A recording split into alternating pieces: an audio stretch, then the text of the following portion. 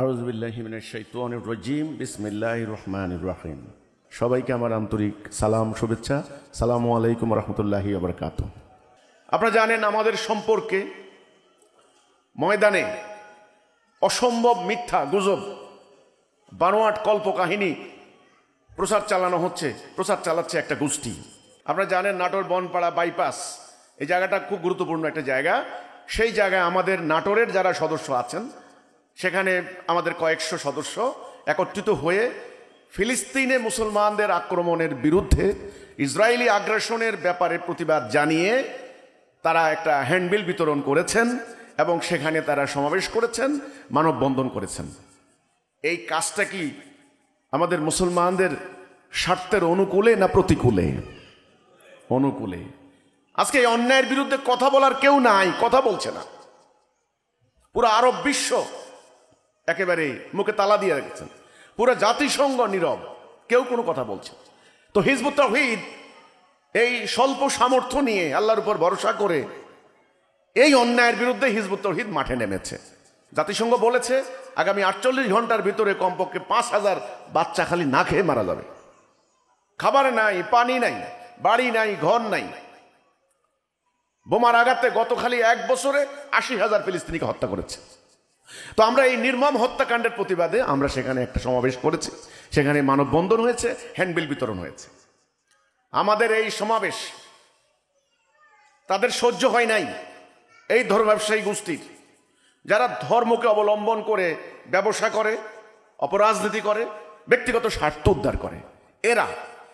এরা ষড়যন্ত্র শুরু করে দিল।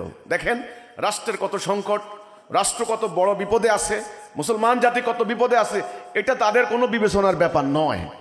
তাদের মেইন সমস্যা হচ্ছে হিজবুত তাওহীদ। হিজবুত তাওহীদের বিরুদ্ধে একটা মিথ্যা হ্যান্ডবিল রচনা করলো।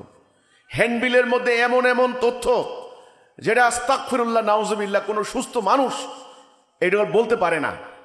তারা মিথ্যা কথা বলে হ্যান্ডবিলের মধ্যে লিখে লিখে শুক্রবারে জুমার নামাজে অন্তত 8টা মসজিদে মুসল্লিদের সামনে এই হ্যান্ডবিল তারা পড়ে তারা প্রচার চালিয়েছে।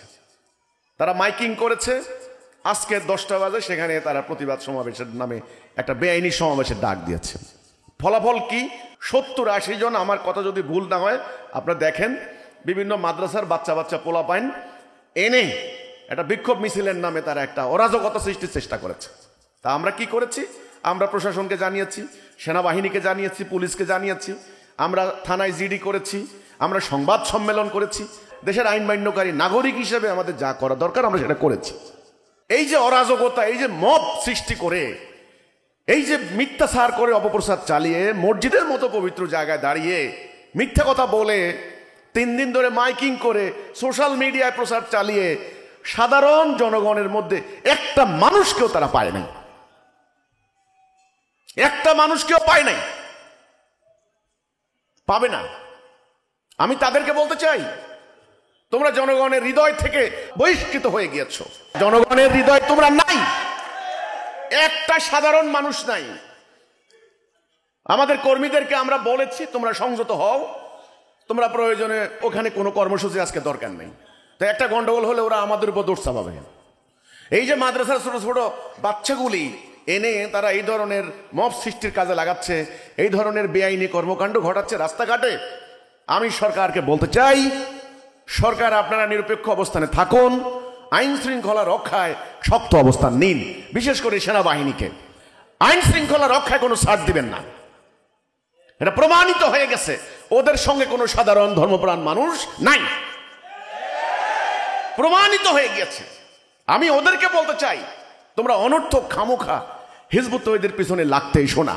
অনর্থক খামোখা তোমরা হিজবুত তাওহীদের বিরুদ্ধে তোমরা প্রোপাগান্ডা সৃষ্টি করে একটা অরাজকতা সৃষ্টি করো না। হিজবুত তাওহীদ মহান আন্দোলন, হিজবুত তাওহীদ সত্যনিষ্ঠ আন্দোলন। হিজবুত তাওহীদ দাঁড়িয়েছে আল্লাহ দেওয়া সত্য দিন, দ্বীনুল হক প্রতিষ্ঠা করার জন্য।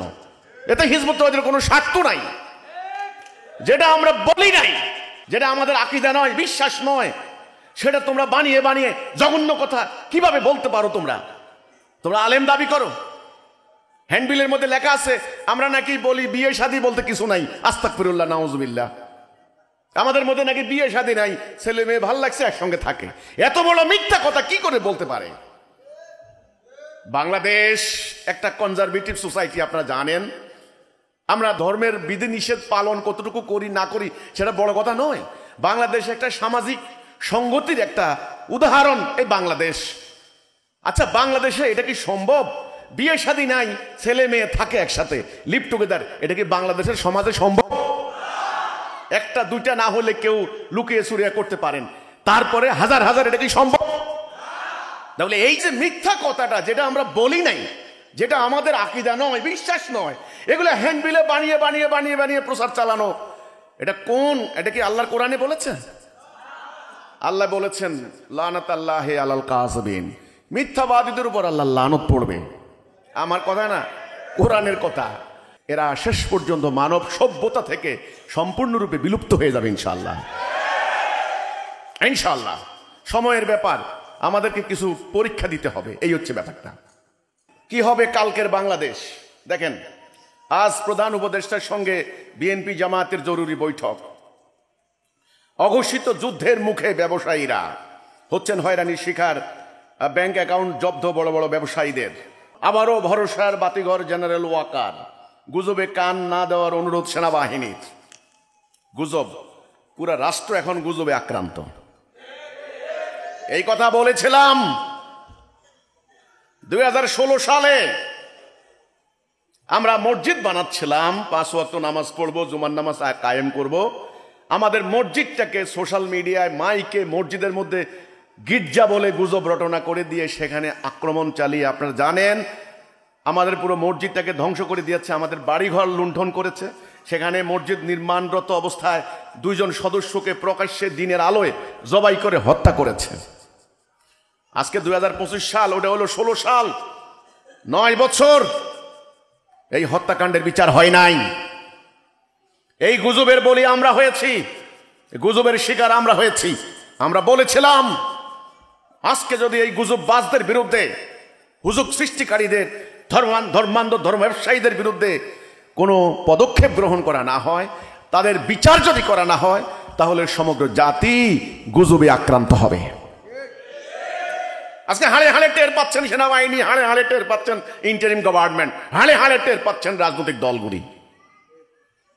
এই গুজব রটনার ব্যাপারে আল্লাহ রাব্বুল আলামিন কোরআনে পরিষ্কার বলে দিয়েছেন, যারা নগরীতে গুজব রটনা করিয়া বেড়ায় তাদেরকে যেখানে পাইবে পাকড়াও কর এবং কঠিন শাস্তির নির্দেশনা দেওয়া হয়েছে রসুলকে। রসুল ধরে এনে শাস্তি দিয়েছেন অনেককে। তো এই গুজব, আজকে গুজবে আক্রান্ত বাংলাদেশ।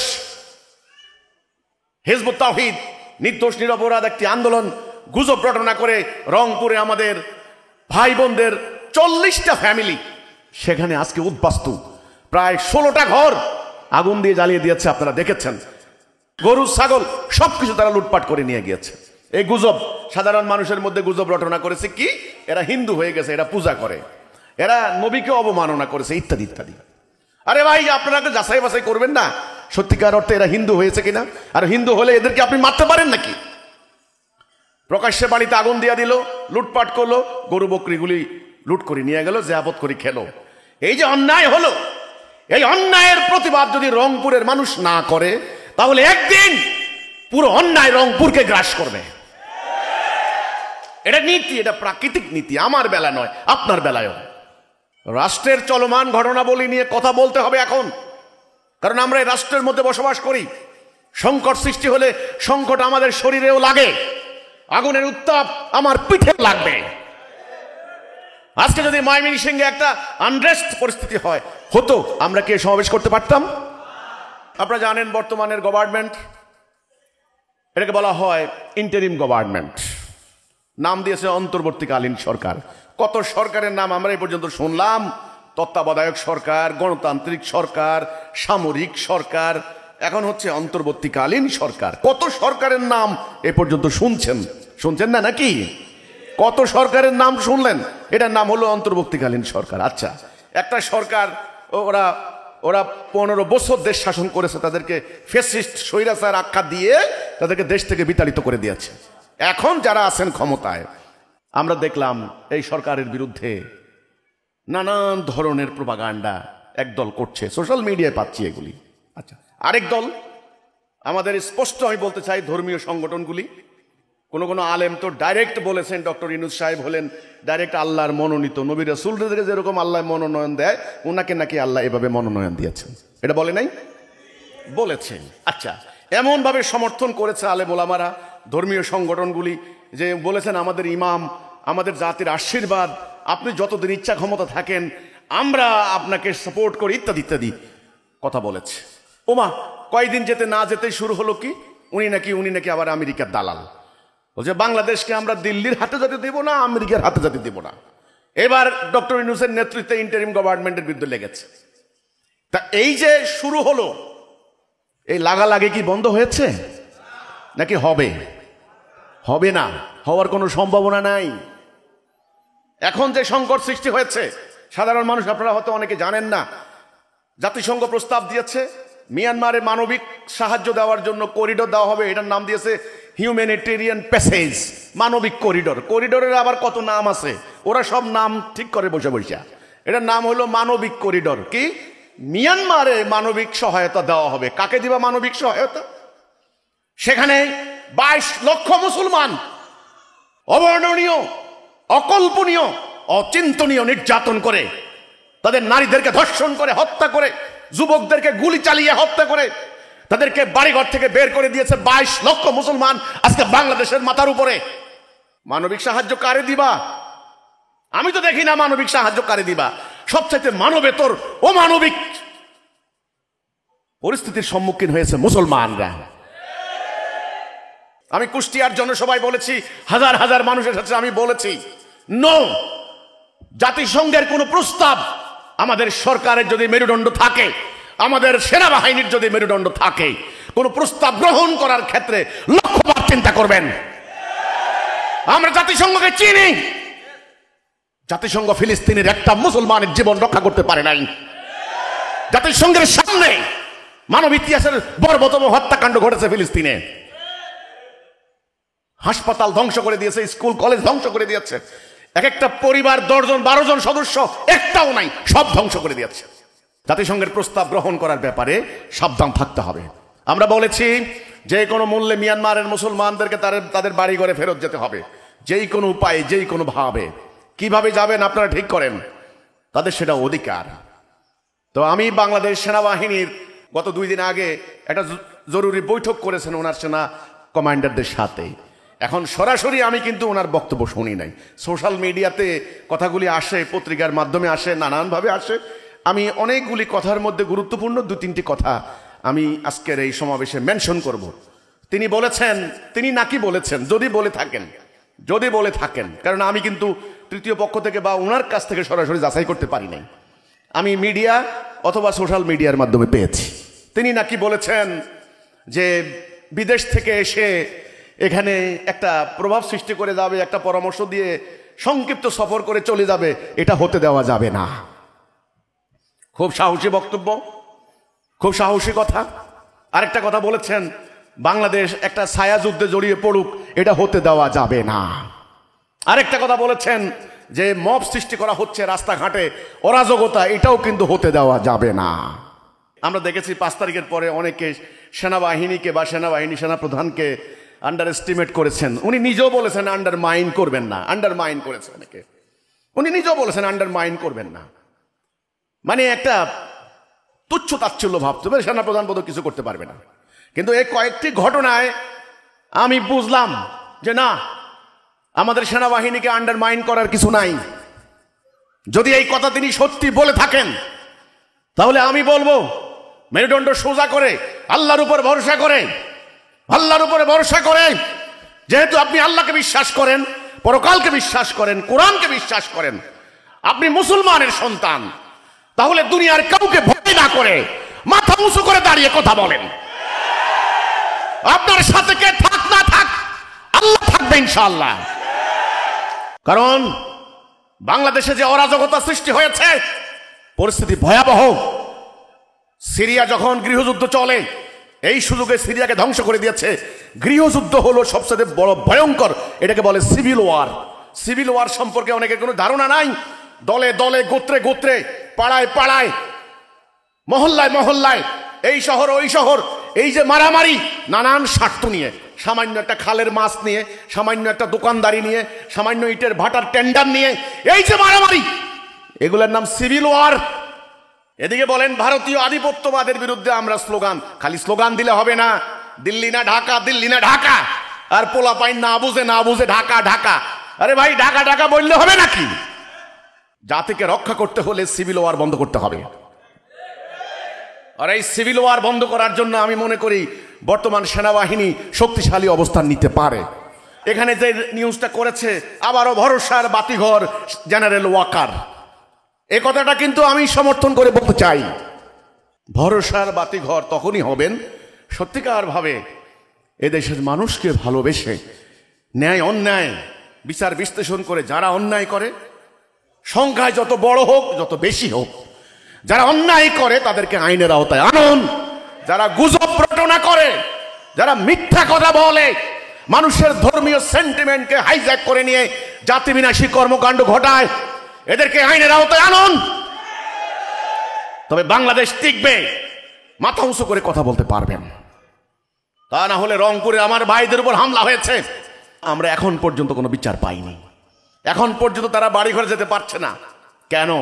এই জন্য ন্যায় অন্যায় নির্ণয় করুন, নির্ণয় করার পরে অন্যায়ের বিরুদ্ধে অবস্থান নিন, ন্যায়ের পক্ষে অবস্থান নিন। আমাদের সামনে অনেক অনেক সংকট, বর্তমানের যেই সংকটগুলি আমরা কথা বলছি, বাংলাদেশ একটা কঠিন সন্ধিক্ষণে পড়েছে, এক ভয়াবহ বিপদের মধ্য দিয়ে যাচ্ছে। কখন কি পরিস্থিতির সম্মুখীন হতে হয়, আপনারা সাধারণ মানুষ, আমরা সাধারণ মানুষ, আমরা সকালবেলা ঘুম থেকে উঠি, ক্ষেত খামারে যাই, আমরা হালের বলদ কাঁধে লাঙল নিয়ে যাই। এখন তো আর লাঙল নাই, এখন ট্র্যাক্টর নিয়ে যান। আমরা সন্তানের মুখে দুবেলা দুমুঠো ভাত তুলে দেওয়ার জন্য দিন রাত অক্লান্ত পরিশ্রম করি সাধারণ মানুষ যারা আছেন। কিন্তু যারা স্বার্থের রাজনীতি করে, যারা হানাহানি রাজনীতি করে, যারা দেশটাকে বিক্রি করে দেওয়ার জন্য ষড়যন্ত্র করছে, তাদের যা শুরু হয়েছে এই দেশের অস্তিত্ব সংকটের মধ্যে পড়বে। এটার জন্য সাফারার আপনারাও হবেন। কাজেই এখন সঠিক কর্মপন্থা ঠিক করতে হবে। সম্মানিত ভাই ও বোনেরা, আমরা বলেছি আজকে বাংলাদেশ সহ সারা পৃথিবীর মানুষ এই যে অশান্তির মধ্যে পড়েছে, এই যে যুদ্ধ রক্তপাতের মধ্যে পড়েছে, এই যে সারা দুনিয়াতে এখন দুর্বলের উপরে সবলের অত্যাচার চলছে, দরিদ্রের উপর ধনীর বঞ্চনা হচ্ছে, শাসিতের উপর শাসকের জুলুম হচ্ছে, সরলের উপর ধূর্তের প্রতারণা হচ্ছে, এই যে অন্যায় সমস্ত দুনিয়া ভরপুর, এই অন্যায়ের কারণ কি? আল্লাহ তাআলা কোরআনে পরিষ্কার বলে দিয়েছেন এই অন্যায়ের কারণ কি এবং এই অন্যায় নির্মূল করার উপায় কি, রাস্তা কি, সেটাও আল্লাহ কোরআনে বলে দিয়েছেন। বাংলাদেশ স্বাধীন হলো আজকে 53 বছর। বাংলাদেশ কিভাবে চলবে একটা সংবিধান রচনা হয়েছে, রচিত হয়েছে, এটা হলো বাংলাদেশের সংবিধান। বাংলাদেশের সংবিধানে 4টি মূলনীতি শুরুতেই ছিল, এখন ইদানিং পরিবর্তন করার প্রস্তাব এসেছে। 4টা মূলনীতি কি? গণতন্ত্র, সমাজতন্ত্র, জাতীয়তাবাদ, ধর্মনিরপেক্ষতাবাদ। আচ্ছা, এই সংবিধান 17 বার সংশোধন হয়েছে। এই সংবিধানের আন্ডারে 53 বছর বাংলাদেশ চলেছে। একটা দিনের জন্য বাংলাদেশ কি আপনি মনে করেন স্থিতিশীল ছিল? মানুষ কি সুখে শান্তিতে ছিল? চুরি, ডাকাতি, খুন, হাইজ্যাক, অর্থ পাচার, মিথ্যা মামলা বাড়ছে না কমছে? এখানে যিনি 70 বছরের বৃদ্ধ মুরব্বী আছেন, আপনি বলেন আপনার বয়স যখন 20 বছর, অর্থাৎ আজ থেকে 50 বছর আগে আপনি পাকিস্তান আমল দেখেছেন, এই চুরি, ডাকাতি, খুন, রাহাজানি সংখ্যা বাড়ছে না কমছে? বাড়ছে। দেশের সম্পদ লুট করে বিদেশে গিয়ে বেগম পাড়া সেকেন্ড হোম বাড়ছে না কমছে? বাড়ছে।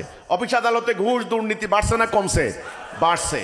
মামলা আদালতে এখন বর্তমানে প্রায় 44 লক্ষ মামলা পেন্ডিং জমা হয়ে আছে, কোনো সমাধান নাই।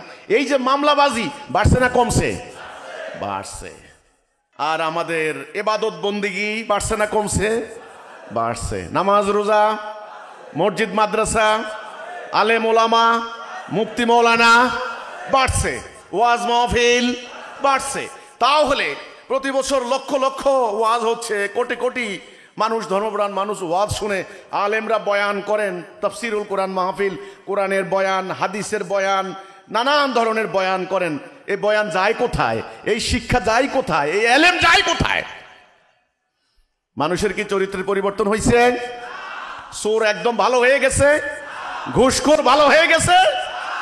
নো। তাহলে কি প্রমাণ হলো? প্রমাণ হলো গোলযোগ আছে কোথায়? গোলযোগ কোথায় আছে সেই কথাটাই আমরা বলছি। হবে না। মানুষের জীবন কিভাবে চলবে, মানুষকে যিনি সৃষ্টি করেছেন তিনি ভালো জানেন। একটা মোবাইল ফোন যিনি সৃষ্টি করেন, এই মোবাইল ফোন কোম্পানি জানে মোবাইলটা কিভাবে অপারেশন করা হবে, নাকি কিভাবে ভালো থাকবে, কেমনে মোবাইল ফোনের ব্যাটারি কিভাবে আপনি এটাকে অপারেশন করবেন। ওই কোম্পানি একটা ম্যানুয়াল বুক দিয়ে দেয়। একটা গাড়ি কিনেন আপনি, গাড়ির মধ্যেও কিন্তু একটা মেইনটেনেন্স বুক আছে। সেখানে চাকা কত নাম্বার চাকা দিবেন, কি পরিমাণ বাতাস দিবেন, কি পরিমাণ গতি, কতদিন পর পর মোবিল পাল্টাতে হবে, সমস্ত কিছু লেখা থাকে, থাকে না? এই মানুষ নামক এই গাড়ি কে বানিয়েছেন? আল্লাহ রব্বুল আলামিন। নাকি আল্লাহ সম্পর্কে বিশ্বাস নাই? এখন ইদানিং তো এই সভ্যতা আসছে, নাস্তিকতাবাদী সভ্যতা। এখানে আল্লাহ, রাসূল, কোরআন, কিতাব কোনো বিশ্বাস করে না কেউ। প্রায় দুনিয়াতে 800 কোটি লোকের মধ্যে 100 কোটি হয়ে গেছে অলরেডি, ওরা আল্লাহ বিশ্বাসই করে না। যদি এরকম কেউ থাকেন এখানে, আল্লাহ বিশ্বাস করেন না, কোরআন বিশ্বাস করেন না, আমি তাদেরকে স্বনির্বন্ধ অনুরোধ করব, তাহলে আমার আলোচনা আপনার জন্য প্রযোজ্য হবে না, কারণ আমি কথা বলবো কোরআনের ভিত্তিতে। তা আমার কথা হলো এই মানুষ নামক এই প্রাণী, এই জীব কে সৃষ্টি করেছেন? আল্লাহ। তিনি ভালো জানেন মানুষের মুক্তি কোন পথে, তিনি উত্তম জানেন, উত্তম ফয়সালাকারী।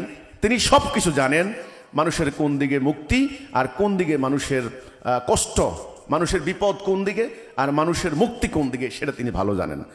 আমরা মানব জাতি যখন আল্লাহর দেওয়া ম্যানুয়াল বুক, গাইডলাইন, আল্লাহর দেওয়া নির্দেশনা, আল্লাহর দেওয়া আদেশ নিষেধ যখন আমরা বাদ দিয়েছি, তখন আমাদের জীবনে এই অবর্ণনীয় কষ্ট নেমে এসেছে।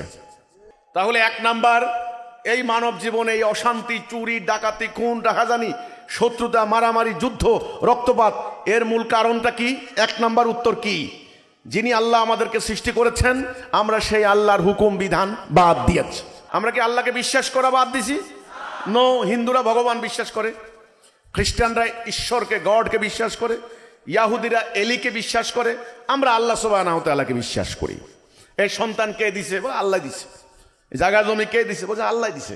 আল্লাহকে বিশ্বাস করে, বিভিন্ন আমল করে, কিন্তু পার্থক্য হচ্ছে কি, রাষ্ট্রীয় জাতীয় জীবনে আল্লাহর হুকুম, আল্লাহর আইন দিয়ে তাদের জীবন পরিচালিত করে না। আমরা পরিচালিত করতেছি মানুষের বিধান দিয়ে। ফলে আজ আমাদের এই সমাজে অশান্তি। এখন হিজবুত তাওহীদের বক্তব্য হচ্ছে, যদি শান্তি আনতে হয় ইন্টারিম গভর্নমেন্ট দিয়ে হবে না। অনেকে বলছেন আগামী দিনে নির্বাচন হবে সকল সংকটের সমাধান। আমি হলফ করে বলতে পারি, এবং যারা রাজনীতি করছেন তারাও হলফ করে বলুন, আগামী নির্বাচন আমাদের দেশকে কি মুক্তি দিতে পারবে? সাম্রাজ্যবাদী আগ্রাসন থেকে বাঁচাতে পারবে? অর্থ পাচার, দুর্নীতি, সুদ, ঘুষ থেকে রাষ্ট্রকে সেভ করতে পারবে? রাজনৈতিক হানাহানি বন্ধ করতে পারবে? হলফ করে বলুন যে আগামী নির্বাচন যদি হয় তাহলে বাংলাদেশের হানাহানি বন্ধ হয়ে যাবে। কিন্তু আমি হলফ করে বলতে পারি, যত ফেয়ার এন্ড ফ্রি ইলেকশন করেন, হানাহানি বন্ধ হবে না। ওরা হয়তো মনে করবে আমি ইলেকশনের বিরুদ্ধে নেমেছি। নো, আমার কথা বুঝতে হবে। আমি নেমেছি বর্তমানে চলমান এই দাজ্জালীয় সভ্যতা, যেটা মানুষের তৈরি, যেটা ইবলিসের তৈরি, এই সিস্টেম, এই ব্যবস্থার বিরুদ্ধে। এই ব্যবস্থাকে যতক্ষণ পরিবর্তন করতে না পারবেন, ততক্ষণ নির্বাচন দিয়েও হবে না, বিপ্লব করেও হবে না, অন্য দলকে পিটিয়ে দেশ থেকে বের করে দিলেও হবে না। এই ব্যবস্থাকে পরিবর্তন করতে হবে। আপনারা এই হল রুমে ঢুকছেন, হল রুমে ঢোকার জন্য দরওয়াজা ঠিক করা আছে না? রাস্তাটা এভাবে দিয়ে এভাবে সিস্টেম করা আছে, আপনারা বসে পড়লেন। আচ্ছা, সিস্টেমটা যদি অন্যরকম হইতো, অন্য দিক থেকে একটা দরজা ঢুকতো আর নানান ধরনের আঁকা বাঁকা পথ দিয়ে আপনারা ওইভাবে যাই কোনায় বসবেন, সবাই সিস্টেমে পড়ে যাইতেন না? সিস্টেমে বাঁকা হইতেন না? আপনারা সোজা আসলেন কেন? কারণ সিস্টেমটা সোজা। এই জন্য আপনার মনে বাঁকা চিন্তা থাকলেও কোনো লাভ নাই, সোজা হইতে বাধ্য। মানুষকে সঠিকভাবে পরিচালিত করার জন্য লাগবে একটা সিস্টেম, যেই সিস্টেমটা মহান আল্লাহ রাব্বুল আলামিন তৈরি করেছেন। সেই সিস্টেমের নাম হচ্ছে দ্বীনুল হক। দ্বীন, দিন দুই প্রকার, একটা আল্লাহ দেওয়া দিন, একটা মানুষের তৈরি করা দিন। যখনই আল্লাহ দেওয়া দিনটাকে আপনি বাদ দিবেন, তখনই কিন্তু সমাজে অন্যায়, অবিচার, অশান্তি শুরু হয়ে যাবে। সম্মানিত ভাইয়েরা, আমাদেরকে একটা কঠিন সিদ্ধান্ত নিতে হবে, কঠিন। যদি সত্যিকার অর্থে আপনাদের সন্তান আদি, আপনাদের নাতিপুতি, আপনাদের ভবিষ্যৎকে যদি উদ্বাস্তু শিবিরে যেতে না হয়, সেটা যদি আপনি চান, সত্যিকার অর্থে তারা বোমার আঘাতে তাদের শরীর লণ্ডভণ্ড হয়ে যাক, যদি আপনি না চান, আগামী দিন এক ভয়াবহ বিপর্যয়ের হাত থেকে আপনার ভবিষ্যৎকে যদি রক্ষা করতে চান এবং আগামী দিন আপনার মৃত্যুর পর জান্নাতে যেতে চান, তবে এই ভয়াবহ সংকট আপনাকে অনুধাবন করতে হবে এবং এই সংকট থেকে বাঁচার জন্য আপনাকে উপায় অন্বেষণ করতে হবে। আমরা হিজবুত তৌহিদ আন্দোলন দাঁড়িয়েছি আল্লাহর পক্ষ থেকে সেই উপায় তুলে ধরার জন্য। আমি কিন্তু শুরুতেই বলেছিলাম, মানব জীবনের এই সংকট, এই অশান্তি, এই দুর্নীতি, এই অরাজকতার মেইন কারণ মানুষ আল্লাহর হুকুম বাদ দিয়েছে। আল্লাহর হুকুমকে মেনে নেওয়ার যে আরবি যে বাক্যটা, ওটার নাম হলো লা ইলাহা ইল্লাল্লাহ। লা ইলাহা ইল্লাল্লাহ অর্থ কি? লা ইলাহা ইল্লাল্লাহ বুঝতে হবে। একজন নবী, শ্রেষ্ঠ নবী, শেষ নবী, তিনি আরবের অভিজাত কুরাইশ বংশে ওনার জন্ম হয়েছে। উনি আল আমিন আস-সাদিক। উনি নবী হওয়ার আগে 40 বছর কেউ বলতে পারবে না মহানবী কোনো মিথ্যা কথা বলেছেন, কারোর সাথে প্রতারণা করেছেন, কারোর টাকা মেরে খেয়েছেন, কোনো দুর্নীতি করেছেন, দাঙ্গা ফাসাদ করেছেন, কেউ বলতে পারবে না। উনি বরং গোত্রে গোত্রে মারামারি বন্ধ করার জন্য চেষ্টা করেছেন, পরের উপকার করেছেন, ইয়াতিমের হককে সংরক্ষণ করেছেন। তিনি সত্যবাদী আল আমিন আস-সাদিক। যখন ওনাকে মক্কার কাফেররা মক্কা থেকে বের করে দেওয়ার ষড়যন্ত্র করলো হত্যা করার জন্য, তখনও ওনার কাছে কাফেরদের মাল আমানত হিসেবে গচ্ছিত ছিল, যেটা আপনারা জানেন। তিনি হযরত আলীকে দায়িত্ব দিয়ে তিনি চলে গেলেন। সেই মানুষটাকে পাথর মারা হয়েছে, গালি দেওয়া হয়েছে, অপমান করা হয়েছে, সেই মানুষটাকে অত্যাচার করা হয়েছে। কেন? এই কেনর জবাব আপনাকে বুঝতে হবে। লা ইলাহা ইল্লাল্লাহ বলার কারণে আজকে আমরা মুসলমানরা লা ইলাহা ইল্লাল্লাহ বলছি। আমাদের মুসলমানদের সংখ্যা কত? প্রায় 200 কোটি মুসলমান। আমরা আজকে পৃথিবীতে অন্তত 8 কোটি মুসলমান আজকে উদ্বাস্তু। এই মুসলমান আমরা আজকে এই যে ফিলিস্তিনের কথা বললাম, ফিলিস্তিন শেষ, ফিলিস্তিন এখন আর নাই। উদ্বাস্তু ফিলিস্তিনের মুসলমান। মিয়ানমারের 22 লক্ষ মুসলমান আজকে বাংলাদেশে উদ্বাস্তু। ইসরায়েলি আগ্রাসনের ব্যাপারে প্রতিবাদ করলেন, শপথ করলেন লক্ষ লক্ষ উলামায়ে কেরাম আপনার হলো সোহরাওয়ার্দী উদ্যানে। ঠিক ওই সময় তারা কি করলো? ইসরায়েল এট এ টাইম 4টা মুসলমান রাষ্ট্রে হামলা চালাইলো। ঠিক ওই সময় আমি হিসাব করে দেখেছি 2 দিন পরে। কোনো পাত্তা দিবে না তারা। আপনার বিক্ষোভ, সমাবেশ, মিছিল, আপনি ইসরায়েলের পতাকায় আগুন দেন, এতে তাদের কিছু যায় আসে না। আপনি নেতানিয়াহুর গালে জুতা মারেন মিছিলে মিছিলে, এতে তাদের কিছু যায় আসে না। তারা জানে আলটিমেটলি মুসলমানদের প্রতিরোধ করার কোনো ক্ষমতা নাই। 4টা মুসলিম রাষ্ট্রে এট এ টাইম আক্রমণ চালাইছে।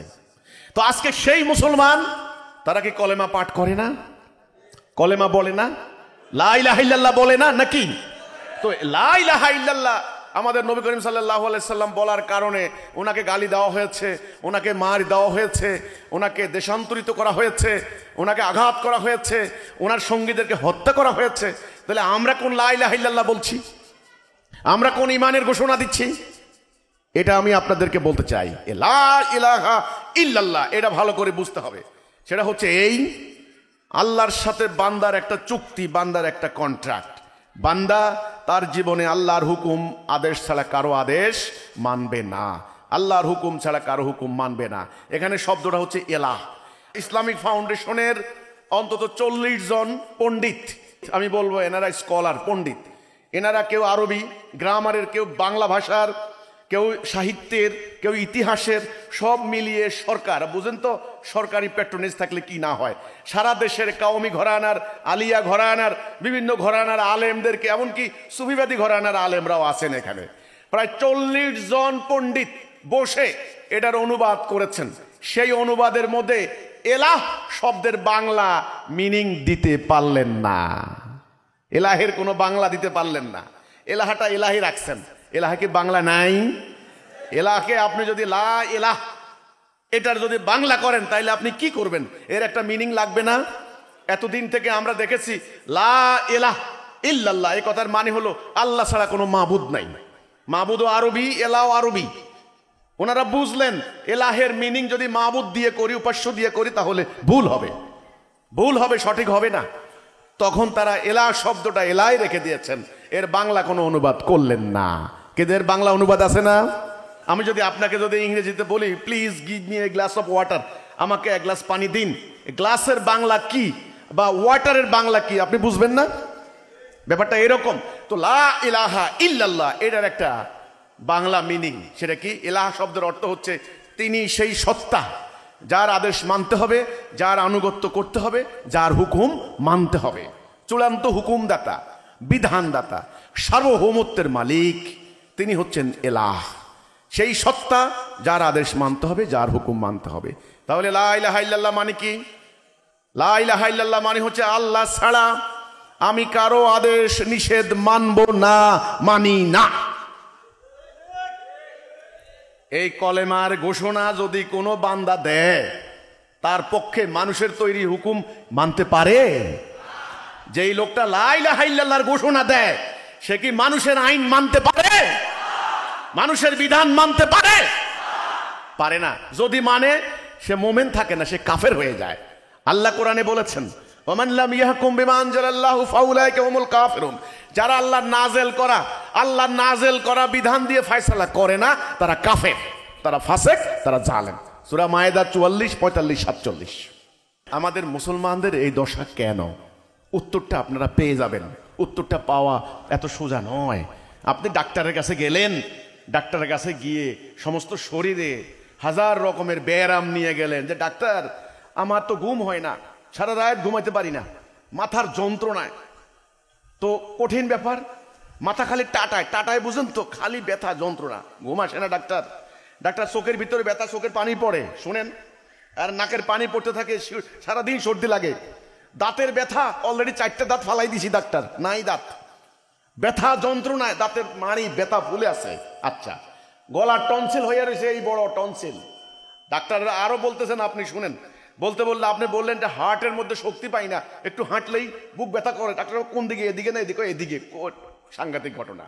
এরপরে বলছে কিডনি, অন্তত 20 বার 50 বার আমার পেশাব করতে যাওয়া লাগে, কিডনির অবস্থা খারাপ, আর কিছু খাইতে পারি না, পেট খালি ফুলে যায়, গ্যাস, শুনেন, আর হাঁটু গিটাই ব্যথা, বাতের ব্যথা, শরীর ফুলে দিয়ে গেছে গা।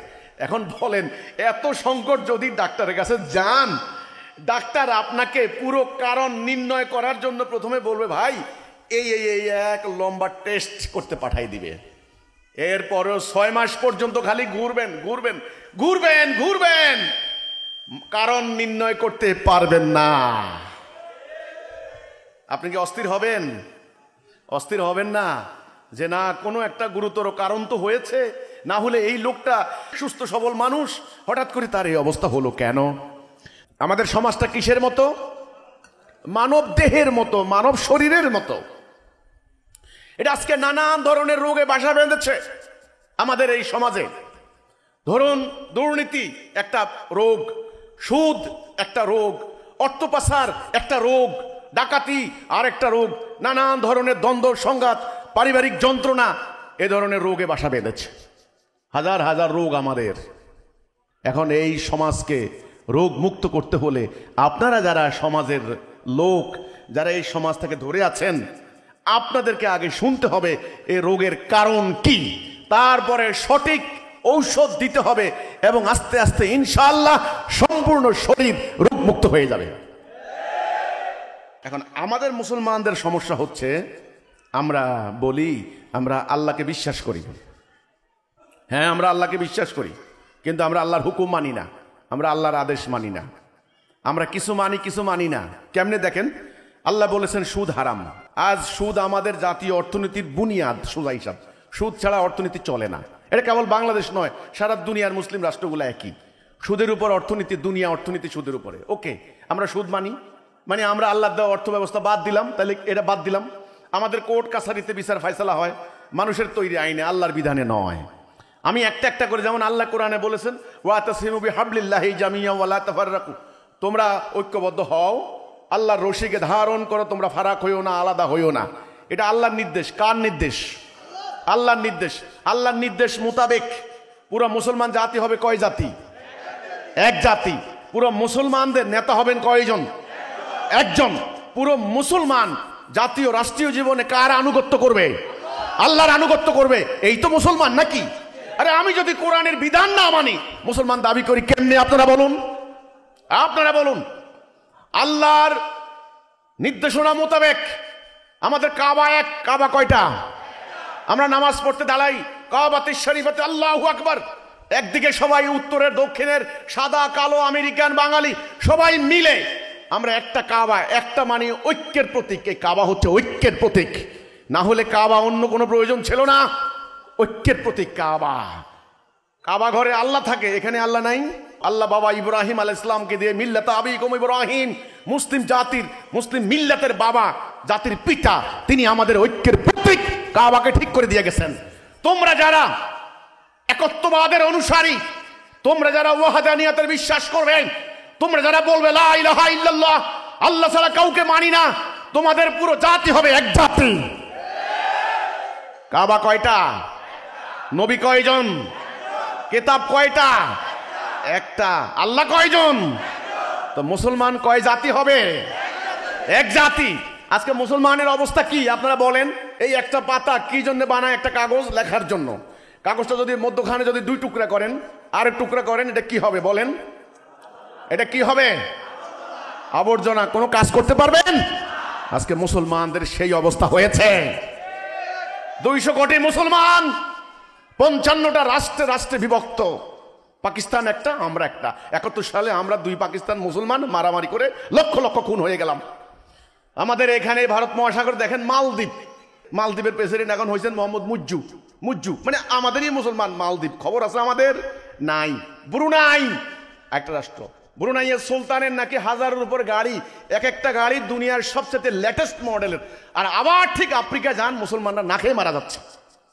পাশে সৌদি আরব, ডোনাল্ড ট্রাম্প সৌদি আরব সফর করলেন, $150 বিলিয়ন অস্ত্র চুক্তি করছে আমেরিকার সাথে সৌদি আরব। এবার কাতারের রাজা যায় কি কম যায় নাকি? এমন একটা বিমান উপহার দিয়েছে, এটার নাম $40 কোটি এটার দাম। অথচ 5000 ফিলিস্তিনি বাচ্চা না খেয়ে মারা যাচ্ছে। এই হচ্ছে মুসলমান। তোমরা কি এক জাতি? তোমরা কি ভাই ভাই? নো। কেন তোমরা ভাই নও? কেন? কারণ ঐক্যবদ্ধ নও। ঐক্যের যে সুতা, ঐক্যের যে দড়ি, এটা কেটে গিয়েছে। এটা কেটে দিয়েছে ইবলিস। 100টা তসবির দানা একত্র রাখে কিসে? সুতা কেটে দিলে দানাগুলো ছড়িয়ে ছিটিয়ে পড়বে না? আমাদের সেটা হয়েছে আজকে। আজকে পাকিস্তানের মুসলমান তারা নিজেদের চিন্তা করে। আজকে বাংলাদেশের মুসলমান আলাদা চিন্তা, সিরিয়ার মুসলমান, ইরাকের মুসলমান, ইরান। আপনাকে জানেন সৌদি আরবের সবচেয়ে বড় টেনশনের ব্যাপার হচ্ছে ইরানের শিয়া মুসলমানরা, আর শিয়াদের সবচেয়ে বড় টেনশন হচ্ছে সৌদি আরব। এই জন্যই অস্ত্র কিনে, নাহলে এত অস্ত্র তারা কিসের জন্য কিনে? এই ইরানকে, ইরানের প্রভাবকে খর্ব করার জন্য। তাহলে ইরানের মুসলমান আর সৌদি মুসলমান মারামারি। এই মারামারির সুযোগে আমাদের এই নিরীহ সাধারণ মুসলমানরা আজকে তারা বলির পাঠা হয়ে গিয়েছে। সম্মানিত ভাই ও বোনেরা, এই জন্য আজকে আবারও ঐক্যবদ্ধ করতে হবে জাতিকে। ঐক্যবদ্ধ করার সুতা, দড়ি লা ইলাহা ইল্লাল্লাহ। এই একটা জিনিস। নবী করিম সাল্লাল্লাহু আলাইহি ওয়াসাল্লাম যখন মক্কায় আসলেন, তিনি কি প্রথম নামাজের দাওয়াত দিয়েছেন? আপনাকে বলতে পারবেন পবিত্র কোরআনে আগে আল্লাহ বলেছেন নামাজ পড়ো। এখন তো আজান দিলেই আমরা নামাজে যাই, কিন্তু কোরআনে আগে আগে কিন্তু নামাজের কথা বলা হয়নি। হাদিসে কিন্তু নামাজের কথা আগে বলা হয়নি, রোজার কথা বলা হয়নি। এই যে কোরবানি আসতেছে, 1.5 কোটি গরু বকরি খেয়ে ফেলবেন, কিন্তু সবকিছুর আগে দরকার হচ্ছে ঈমান। আল্লাহ রাসূল মক্কা 13 বছর কিসের দাওয়াত দিয়েছেন? ঈমানের, তাওহীদের, লা ইলাহা ইল্লাল্লাহ। এ লা ইলাহা ইল্লাল্লাহ এটার মানে কি? আমি আবার বলি, লা ইলাহা ইল্লাল্লাহর মানে হচ্ছে আল্লাহ আমার জীবন পরিচালিত করার ক্ষেত্রে আমার রাষ্ট্র কিভাবে চলবে, আমার অর্থনীতি কিভাবে চলবে, আমার আদালত কোর্ট কাছারি কিভাবে চলবে, আমার পরিবার কিভাবে চলবে, আমার সমাজ কিভাবে চলবে, আমার সেনাবাহিনী কিভাবে চলবে, আমার বিচারপতি কিভাবে চলবেন, সমস্ত ক্ষেত্রে আমি শুধু তোমার হুকুম ছাড়া কারো হুকুম মানব না। জীবনের সর্ব অঙ্গনে কার আনুগত্য করব? কার হুকুম মানব? এই আল্লাহর হুকুম মানার অঙ্গীকার, এটার নাম কালেমাতুত তাইয়্যিবা, লা ইলাহা ইল্লাল্লাহ। নবী করিম সাল্লাল্লাহু আলাইহি সাল্লাম মক্কার মানুষদেরকে আগে নামাজের কথা বলেন নাই, আগে হজের কথা বলেন নাই। মক্কার ওই মানুষগুলো কি হজ করতো না? এই যে এখন হজ করতে যাইতে আছেন, সামনে লক্ষ লক্ষ হাজি সাহেব যাবেন, সেখানে লক্ষ লক্ষ হাজিরা হজ করতে যাবেন। এই হজ কাফেররাও করতো। এই কথা বললে তো আমার গলায় চাকু দিবেন, আপনারা গলায় ছুরি চালাইবেন। আল্লাহ রাসূল যখন আসলেন তার আগেও তো হজ হইতো না? ওরা ন্যাংটোই হজ করতো। ওকে, তারা নামাজ পড়তো না, তারা যাকাত দিত না, খাতনা করতো না, আল্লাহ বিশ্বাস করতো না। নিজেদের নাম আব্দুল্লাহ, আল্লাহ রসুলের বাবার নাম কি? আব্দুল্লাহ। আব্দুল্লাহ মানে আল্লাহর দাস। আল্লাহ বিশ্বাস না করলে কি আব্দুল্লাহ রাখে নাকি? এখন আমরা বলি বিসমিল্লাহির রহমানির রহিম, তারা বলতো বিসমিকা আল্লাহুম্মা, আল্লাহ তোমার নামে শুরু করলাম। তারা নিজেদেরকে ইব্রাহিম আলাইহিস সালামের উম্মত বলে দাবি করত। তারা বলতো আমরা হলাম দ্বীনে হানিফের অনুসারী। আল্লাহ কোরআনে বলে ওদেরকে জিজ্ঞাসা করো মেঘমালা থেকে বৃষ্টি বর্ষণ করায় কে? তারা বলবে আল্লাহ। তারা আল্লাহ বিশ্বাস করত। কিন্তু তাদেরকে আল্লাহ রাব্বুল আলামিন শেষ নবী কেন পাঠিয়ে তাওহীদে দাওয়াত দিলেন? কেন? তাদের তো ঈমান আছেই আল্লাহর প্রতি। কেন? এটা বুঝতে হবে। কেনর উত্তর বুঝতে হবে। সেটা হচ্ছে এই, তারা আসলে প্রকৃত পক্ষে তাদের সমাজ, তাদের রাষ্ট্র, তাদের অর্থনীতি সকল কিছু আল্লাহর হুকুম মোতাবেক পরিচালিত করত না। ফল কি হয়েছে? রেজাল্ট ফল হয়েছে অশান্তি, অন্যায়, জুলুম, গোত্রে গোত্রে মারামারি, হানাহানি, এক গোত্র আরেক গোত্রকে ধ্বংস করে দিত। মদ খেয়ে চুর হয়ে পড়ে থাকতো, মদ খেয়ে রাস্তায় অজ্ঞান হয়ে পড়ে থাকতো। নারীদের কোনো সম্মান ছিল না, ইজ্জত ছিল না। দাসত্ব ব্যবস্থা, বাজার থেকে মানুষকে গরু বকরির মতো কিনে আনতো। তাহলে কি ছিল? আমি আবার বলছি, অন্যায়, অবিচার, জুলুম, মানবাধিকার লঙ্ঘন। বেলালদের কোনো অধিকার ছিল না, নারীদের কোনো ইজ্জত ছিল না, সম্মান ছিল না। এই যে অশান্তি ছিল, সেই অশান্তির হাত থেকে রক্ষা করার জন্যই ইসলামের আগমন হয়েছে। আপনি কত বড় পণ্ডিত হবেন, এটা দিয়ে আল্লাহর কিছু যায় আসে না। আল্লাহ দেখতে চান আল্লাহর বান্দারা কি সুখে আছে না দুঃখে আছে, আল্লাহর বান্দাদের মানবাধিকার লঙ্ঘিত হচ্ছে না মানবাধিকার সংরক্ষিত হচ্ছে, সেটা আল্লাহ দেখেন। এই জন্যেই এই অন্যায়, এই অবিচার বন্ধ হওয়ার জন্য একটা মাত্র শর্ত, সেটা হলো আল্লাহর আনুগত্য করা। তাইলে মক্কার কাফেরদের কি সমস্যা ছিল এখন বুঝছেন আশা করি। তারা জাতীয় জীবনে আল্লাহর আনুগত্য করত না। আমাদেরও আজকে সেই অবস্থা হয়েছে। আমরাও নামাজ পড়ি, আমরাও রোজা রাখি। আচ্ছা, কেউ কি নামাজ কি ওই যে ইন্টারিম গভর্নমেন্টকে খুশি করার জন্য পড়ে নাকি? নামাজটা কেন পড়ে? আল্লাহর জন্য। এই যে হজ করতে যায়, এই হজটা কার জন্য করতে যায়? আল্লাহর জন্য। তাহলে আল্লাহর জন্য আগামী কোরবানি দিবে কার জন্য? আমরা বিশ্বাস করি না এগুলি, আল্লাহর জন্য আমল করছি।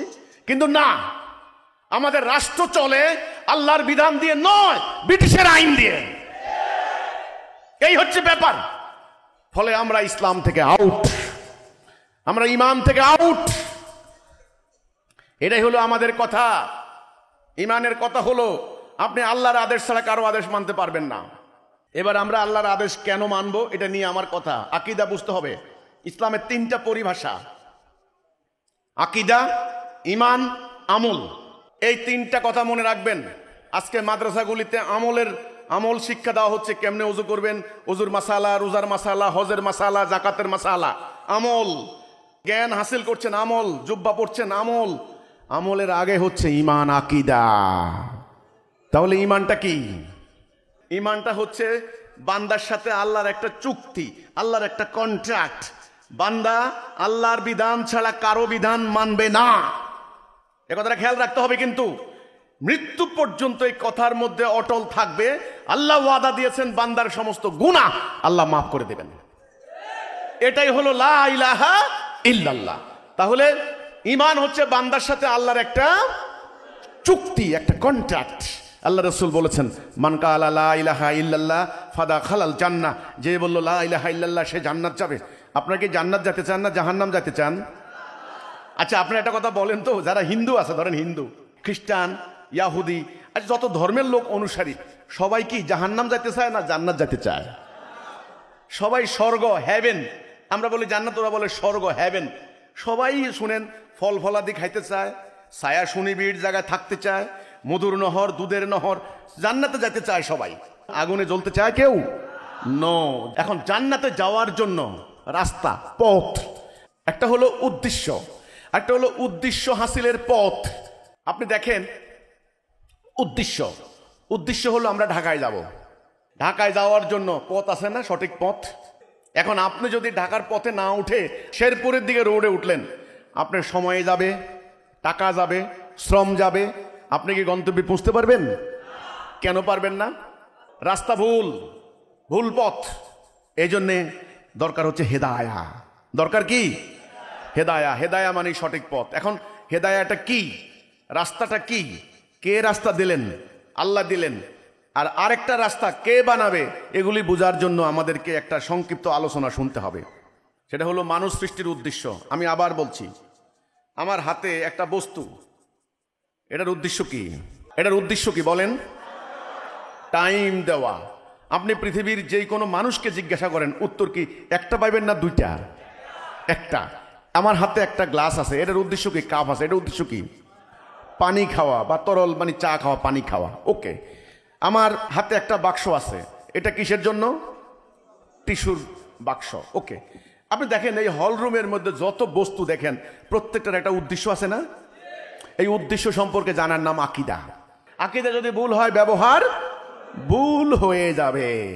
এবার আসেন, আপনার হাতে একটা কলম, কলমের উদ্দেশ্য কি? লেখা। লেখার কাজে ব্যবহার করার জন্য এই বস্তু তৈরি করা হয়েছে। আপনি এটা জানবেন, যখন লেখার দরকার হবে তখন আপনি এটা দিয়ে লিখবেন। এখন কেউ যদি আপনাকে বলে যে এটা হলো একটা অস্ত্র, এটা পকেটে রাখো, সুযোগ পেলে মানুষের মাথায় মারবে, তাহলে ভুল হলো। ওই কাজটাই হলো আমল। কাজটা কি? আমল। কাজটা হলো আমল। খুব খেয়াল করেন, একটা গাড়ি কি জন্য বানানো হয়েছে? এক জায়গা থেকে আরেক জায়গায় যাওয়ার জন্য। এটা কি কোন ড্রাইভার না জানে, কোন প্যাসেঞ্জার না জানে? আপনারা বলুন তো দেখি। গাড়ির উদ্দেশ্য কি ঘুমানো? ওটাকে বাসা বাড়ি। কিন্তু ঘুমানোর জন্য তো সিট দেওয়া আছে, আরাম করার জন্য ফ্যান দেওয়া আছে, গান শোনার জন্য ট্যাপ রেকর্ডার দেওয়া আছে, আছে না?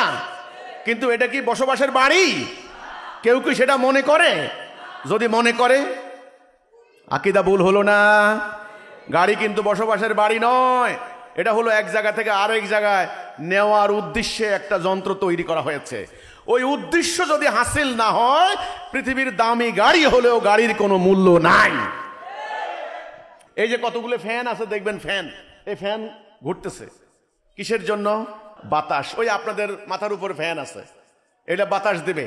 আচ্ছা, এখন যদি দেখেন ফ্যান আছে, ডানা আছে, কয়েল আছে, বাতাস দেয় না, এই ফ্যানের দাম আছে?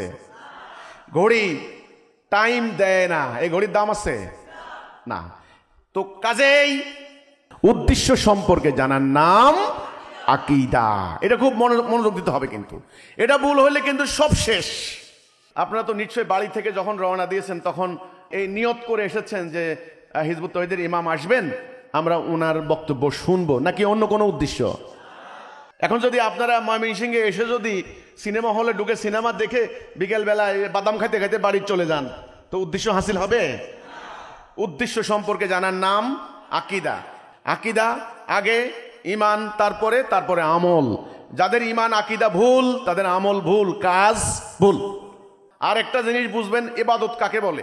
ইবাদত হচ্ছে যাকে যে জন্য বানানো হয়েছে সে কাজ করাই তার ইবাদত। আল্লাহ রাব্বুল আলামিন এই আসমান জমিন সব সৃষ্টি করেছেন, প্রত্যেকটার একটা উদ্দেশ্য আছে না? সূর্যের যে উদ্দেশ্য, চাঁদের কি সেই উদ্দেশ্য? না, চাঁদের উদ্দেশ্য আলাদা, সূর্যের উদ্দেশ্য আলাদা। পাহাড়ের যে উদ্দেশ্য, সমুদ্রের কি একই উদ্দেশ্য? না। গরুর যে উদ্দেশ্য, ছাগলের কিন্তু আরেকটা উদ্দেশ্য। তো গরু ছাগলের যদি উদ্দেশ্য থাকে, আপনার আমার কি উদ্দেশ্য নাই? আছে কি না? আছে। এই উদ্দেশ্য সম্পর্কে জানতে হবে।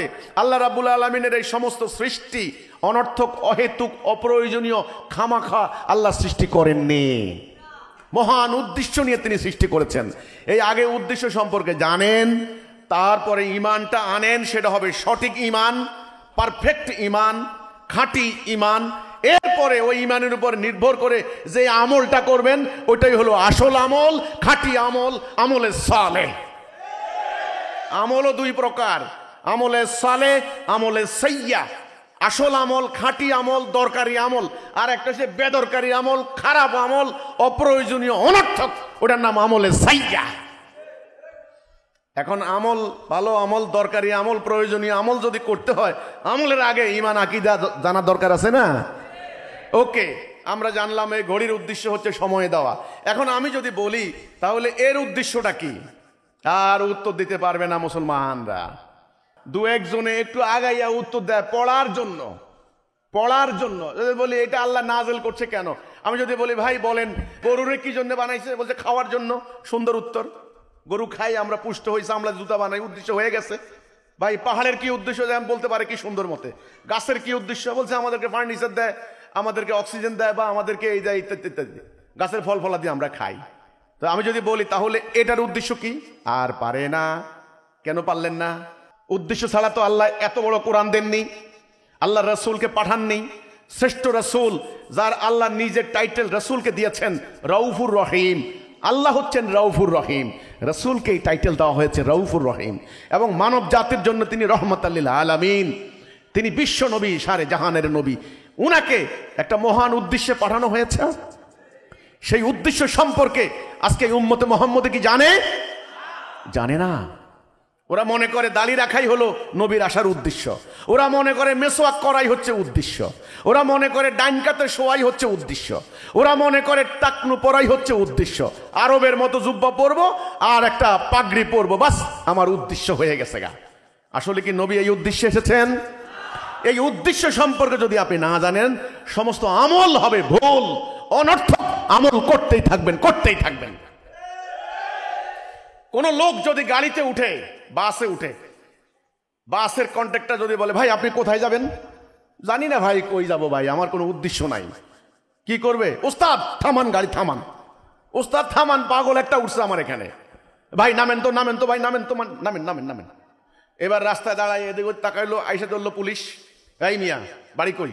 জানি না। কই যাইবা? কি জানি, জানি না। কি উদ্দেশ্য তোমার? কি জানি, জানি না। ববগুড়ে খবর আছে, হাত করার লাগে থানা, সন্দেহজনক ঘোরাফেরা, 54 ধারায় চালান, আশঙ্কা করা হইতেছে নাশকতামূলক কোনো কর্মকাণ্ডের সাথে জড়িত থাকতে পারে। তাহাকে প্রশ্ন করিলে সে সঠিক কোনো উত্তর দিতে পারে নাই। কোথা থেকে আসিয়াছে, কোথায় যাইবে, কি তার গন্তব্য, কিছুই বুঝে না। উদ্দেশ্য সম্পর্কে যদি আপনি না জানেন, ববগুড়ে আল্লাহ রাব্বুল আলামিন তিনি আমাদেরকে সৃষ্টি করেছেন, আমাদের সৃষ্টির উদ্দেশ্যটা আগে ভালো করে বুঝেন। আমি আপনি কে, কোথা থেকে এসেছি, কোথায় যাব, এটা ভালো করে বুঝেন। আল্লাহ রাব্বুল আলামিন তিনি আমাদেরকে সৃষ্টি করেছেন মহাপরিকল্পনার অংশ হিসাবে। এই সমগ্র কিছু তিনি সৃষ্টি করেছেন, কোন হও হয়ে গেল, আসমান জমিন গ্রহ নক্ষত্র বৃক্ষরাজি তরুলতা সব হয়ে গেছে। আমাদেরকে, আদমকে, বনি আদমকে আমাদেরকে সৃষ্টি করার আগে আল্লাহ রাব্বুল আলামিন সমস্ত ফেরেশতাদেরকে ডাকলেন। ফেরেশতা মানে মালায়েক, তাদেরকে ডাকলেন, ডেকে বললেন আমি দুনিয়াতে আমার খলিফা বানাবো, তোমরা কি বলো? ফাইজা ক্বালা রাব্বুকা লিল মালাইকাতি ইন্নী জাইলুন ফিল আরদি খলিফা। শব্দটা আল্লাহ কি বললেন? খলিফা। আদমের কথা বলছেন, মানুষের কথা বলছেন, নাস মানুষ বলছেন, আদম বলছেন, বাশার বলছেন। বাশার, বাশার শব্দটা আল্লাহ পরে উল্লেখ করছেন, বাশারও বলছেন, কিচ্ছু না, আদম না, নাস না, বাশার না, কিচ্ছু না। আল্লাহ বললেন আমি খলিফা বানাবো। শব্দটার মানে বুঝতে হবে। কোরআন নাজেল হয়েছে কোন ভাষায়? আরবি ভাষায়। রাসূল কথা বলতেন কোন ভাষায়? আরবি ভাষায়। কাজে আরবি পরিভাষা আমাদেরকে বুঝতে হবে বাংলায়। আজকে দুর্ভাগা আমরা, হতভাগা মুসলমান, আমরা ইংরেজদের যখন দাসত্ব করেছি, ইংরেজি ভাষা, ইংরেজি সংস্কৃতি, ইংরেজি কালচার, রীতিনীতি আমরা ভালোই বুঝি। এটা রিক্সাওয়ালাকে জিজ্ঞাসা করেন প্রেসিডেন্ট কি জিনিস। প্রেসিডেন্ট বাপরে বাপ, সর্বোচ্চ ক্ষমতার অধিকারী। চেয়ারম্যান পাওয়ারফুল ব্যক্তি, ভালো বুঝে। মেম্বার ইংরেজি ভালো বুঝে। কমিটি এগুলো সব ইংরেজি। এমপি সাহেব, মেম্বার অফ পার্লামেন্ট কি জিনিস রিক্সাওয়ালাও বুঝে, লেখাপড়া জানে না তবুও বুঝে পার্লামেন্টের কাজ কি, এমপির কাজ কি। জজ সাহেব বুঝে না এগুলি। এগুলি সব ইংরেজি। বুঝার জন্য ওনাকে কি হাইকোর্টে পড়ালেখা করতে হয়েছে, বিশ্ববিদ্যালয়ে পড়ালেখা করতে হয়েছে? হয় নাই। কেমনে বুঝলো? এটাই হলো দিন, জীবন আচরণ, দৈনন্দিন ব্যবহার। ব্যবহার করতে করতে আচরিত জীবন থেকে উনি শিখে নিয়েছেন। আজ আমরা মাদ্রাসায় বসে বসে কোরআনের পণ্ডিত হচ্ছি, কিন্তু আমাদের আচরিত জীবন, দৈনন্দিন জীবন কোরআনের নয়। এই জন্য খলিফা শব্দের অর্থ যদি জিজ্ঞাসা করি, খলিফা ওই যে দোকানদার কাপড় সেলাই করে, তাই না? ইমাম সাহেব, ইমাম সাহেব কি? ওই 2 টাকার বেতনভুক্ত কর্মচারী। অথচ ইমাম হচ্ছেন জাতির ইমাম। এটা কেউ বুঝে? জাতির ইমাম তো প্রেসিডেন্ট, ওনারা তো মনে করে প্রেসিডেন্ট। বুঝে না, ব্যবহার বুঝে না। এই জন্য এখন আমাদের বক্তব্যগুলি শুনলে বলে কি, মাথায় ঢুকে না, কি যে কইল, মাথায় ঢুকে না তো, কথাগুলো তো শুনে না তো, অপরিচিত, আননোন। তাহলে আল্লাহ আমাদেরকে কে হিসেবে সৃষ্টি করেছেন? খলিফা, প্রতিনিধি। ফেরেশতারা বলল, আলু আতে জাআলু, তারা বলল এরা দুনিয়াতে ফাসাদ ওয়া সাফাকুদ্দিমা করবে। 2টি শব্দ মনে রাখতে হবে, ফাসাদ ওয়া সাফাকুদ্দিমা। এটা কিন্তু বলে নাই ওরা নামাজ পড়বে না, রোজা রাখবে না, পূজা প্রার্থনা করবে না, কিচ্ছু না। ফাসাদ ওয়া সাফাকুদ্দিমা করবে। 2টি শব্দ মনে রাখতে হবে। ফাসাদ মানে অন্যায়, ইনজাস্টিস, সর্বরকমের অন্যায়। ফাসাদ ওয়া সাফাকুদ্দিমা, রক্তপাত, যুদ্ধ, ওয়ার, ব্লাডশেড, টারময়েল, বিশ্বযুদ্ধ পর্যন্ত। এ গ্রামের মারামারি, টেটা মারামারি থেকে শুরু করে, টেটা মারামারি বুঝেন তো নাকি? ওরে ময়মনসিংহে হয় এটা? ময়মনসিংহের মানুষ না জানলে শিক্ষা অর্জনের জন্য যান ইয়েতে, ব্রাহ্মণবাড়িয়া 3 মাসের কোর্সে যান, কোনো ব্যাপার না। কত রকমের টেটার বল্লম মারতে পারেন ওখান থেকে শিখবেন। ওটার থেকে শুরু বিশ্বযুদ্ধ পর্যন্ত। ওই যে ট্রাম্প আর পুটিন যেগুলা করে, এগুলা সব হচ্ছে সাফাকুদ্দিমা। আর অন্যায়, সর্বরকম অন্যায়, নারীর উপর অন্যায়, পুরুষের উপর অন্যায়, অফিস আদালতে অন্যায়, কথাবার্তার অন্যায়, সর্বরকমের অন্যায়। মালায়েকরা কি যুক্তি দিল? এরা কি করবে? ফাসাদ সাফাকুদ্দিমা করবে। তারা বলে নাই যে নামাজ পড়বে না, কিচ্ছু বল, ফাসাদ সাফাকুদ্দিমা করবে, অন্যায় বিচার করবে, মারামারি, যুদ্ধ, রক্তপাত করবে। এই আদম মানে খলিফা। আল্লাহ বললেন আমি জানি তোমরা জানো না। তিনি বানালেন আদমকে, বানিয়ে তিনি বললেন আমি যখন এর ভেতরে আমার রূহ ফুঁকে দেব সবাই সেজদা করবা। সেজদা মানে আনুগত্য। সেজদা মানে কি? আনুগত্য। সমস্ত ফেরেশতাদেরকে আল্লাহ নির্দেশ দিলেন সেজদা করো। সবাই সেজদা করলো, ইবলিস সেজদা করলো না। এসে গেল ইবলিস। সিনেমার ভিলেন কিন্তু হাজির, ভিলেন চলে আসছে। ভিলেনরে না চিনলে সিনেমা দেখে মজা পাইছেন নাকি কেউ কোনোদিন? নো, ইবলিস কিন্তু হাজির। আমি কিন্তু কোরআন থেকে কথা বলছি, আমি কিন্তু বানানো গল্প বলার জন্য এখানে দাঁড়াই নাই, আমার নিজের খায়েশ পূর্ণ করার জন্য এখানে দাঁড়াই নাই, ইনিয়ে বিনিয়ে মিথ্যা বানোয়াট গল্প বলার জন্য এখানে দাঁড়াই নাই, 1 ঘন্টা ওয়াজ করে 2 লক্ষ টাকা নেওয়ার জন্য আমি আসি নাই। আমি আল্লাহ রাসূলের প্রকৃত ইসলামের রূপরেখা তুলে ধরার জন্য এসেছি। কাজে আমি যখন ইসলামের কথা বলতে যাই, আমার হৃদয় আল্লাহ, আমার উপরে আল্লাহ, সমগ্র আমার অস্তিত্ব জুড়ে আল্লাহ থাকেন। আমি দুনিয়ার কোন শক্তিকে পরোয়া করে কথা বলি না ইনশাআল্লাহ। এই জন্যেই আমার কথা শোনার জন্য হৃদয়কে উন্মুক্ত করতে হবে। হৃদয়ের মধ্যে তালা লাগিয়ে থাকলে আমার কথা বুঝবেন না। আল্লাহ রাব্বুল আলামিন তিনি ইবলিসকে বললেন, ইবলিস আমি যাকে নিজ হাতে বানাইলাম তুই তাকে সেজদা করলি না কেন? ইবলিস বলে ও হচ্ছে মাটি, আমি হচ্ছে আগুন। আল্লাহ দেখলেন এটা অহংকার হয়ে গেল। আবা ওয়াস্তাকবারা ওয়া কানা মিনাল কাফিরিন। আল্লাহ বললেন অহংকার করেছে, ও কাফের হয়ে গেছে, ওকে বের করে দাও। আমরা বলি আউযু বিল্লাহি মিনাশ শাইতানির রাজিম। রাজিম মানে কি? বিতাড়িত, বহিষ্কার। ইবলিস বহিষ্কৃত হয়ে গেল। তখন ইবলিস বলে আল্লাহ আমাকে সুযোগ দাও, আমাকে অবকাশ দাও, আমি একে মানে আদমকে একে তোমার পথে থাকতে দেব না। আল্লাহ বললেন যা, তোকে অবকাশ দিলাম উত্থান দিবস পর্যন্ত, তুই তোর অশ্বারোহী পদাতিক বাহিনী দ্বারা হামলা কর, তাদের ধনে জনে শরিক হয়ে যা। তখন ইবলিস বলে আল্লাহ তুমি দেখবে তোমার অধিকাংশ বান্দাকে আমি নিয়ে গেছি, খেয়াল করেন, আল্লাহ বলেন আমার মুখলেস বান্দার উপর তোর কোনো কর্তৃত্ব থাকবে না। বান্দা হয়ে গেল দুই প্রকার, মুখলেস বান্দা আর ইবলিসের অনুসারী বান্দা। এরা হবে অধিকাংশ। দুনিয়াতে 800 কোটি মানুষ, 200 কোটি মুসলমান। আজকে আমি আপনাদেরকে বলবো, কিছুক্ষণ পর আপনারা আমার কথা রায় দিতে হবে। আমি ওই আগের মিটিংয়েও বলেছি, এটা আদালতের মতো শুনানি চলছে, শুনানি চলছে। আপনারা আজকে বিচারক, আমি শুনানি করছি, আমি তথ্য উপাত্ত যুক্তি তুলে ধরছি, আপনি রায় দিবেন কিছুক্ষণ পর। যদি রায় দিতে না পারেন, আমি মনে করব আপনি ভালো করে শুনানিতে অংশগ্রহণ করেন নাই। ইবলিস বেরিয়ে গেল ক্ষমতা নিয়ে, আমাদের রন্ধ্রে রন্ধ্রে চিন্তা চেতনায় প্রভাবিত করার ক্ষমতা, বংশের মধ্যে মিশিয়ে যাওয়ার ক্ষমতা নিয়ে সে বেরিয়ে গেল। এই ক্ষমতা আল্লাহ তাকে দিয়েছে। ওকে, তাহলে খলিফা হিসেবে কে সৃষ্টি করেছেন? আমাদের সৃষ্টিকর্তাকে, আমাদের খালেক, আমাদের মালেক আল্লাহ, আমাদের রব কে? আল্লাহ। তাহলে আমরা কিছুই ছিলাম না, আমাদেরকে কে সৃষ্টি করেছেন? আল্লাহ। কাজেই হুকুম চলবে কার? আল্লাহর। এটা মনে রাখতে হবে। আমাদেরকে বলতে বাবা আদমকে কি হিসেবে সৃষ্টি করেছেন? খলিফা।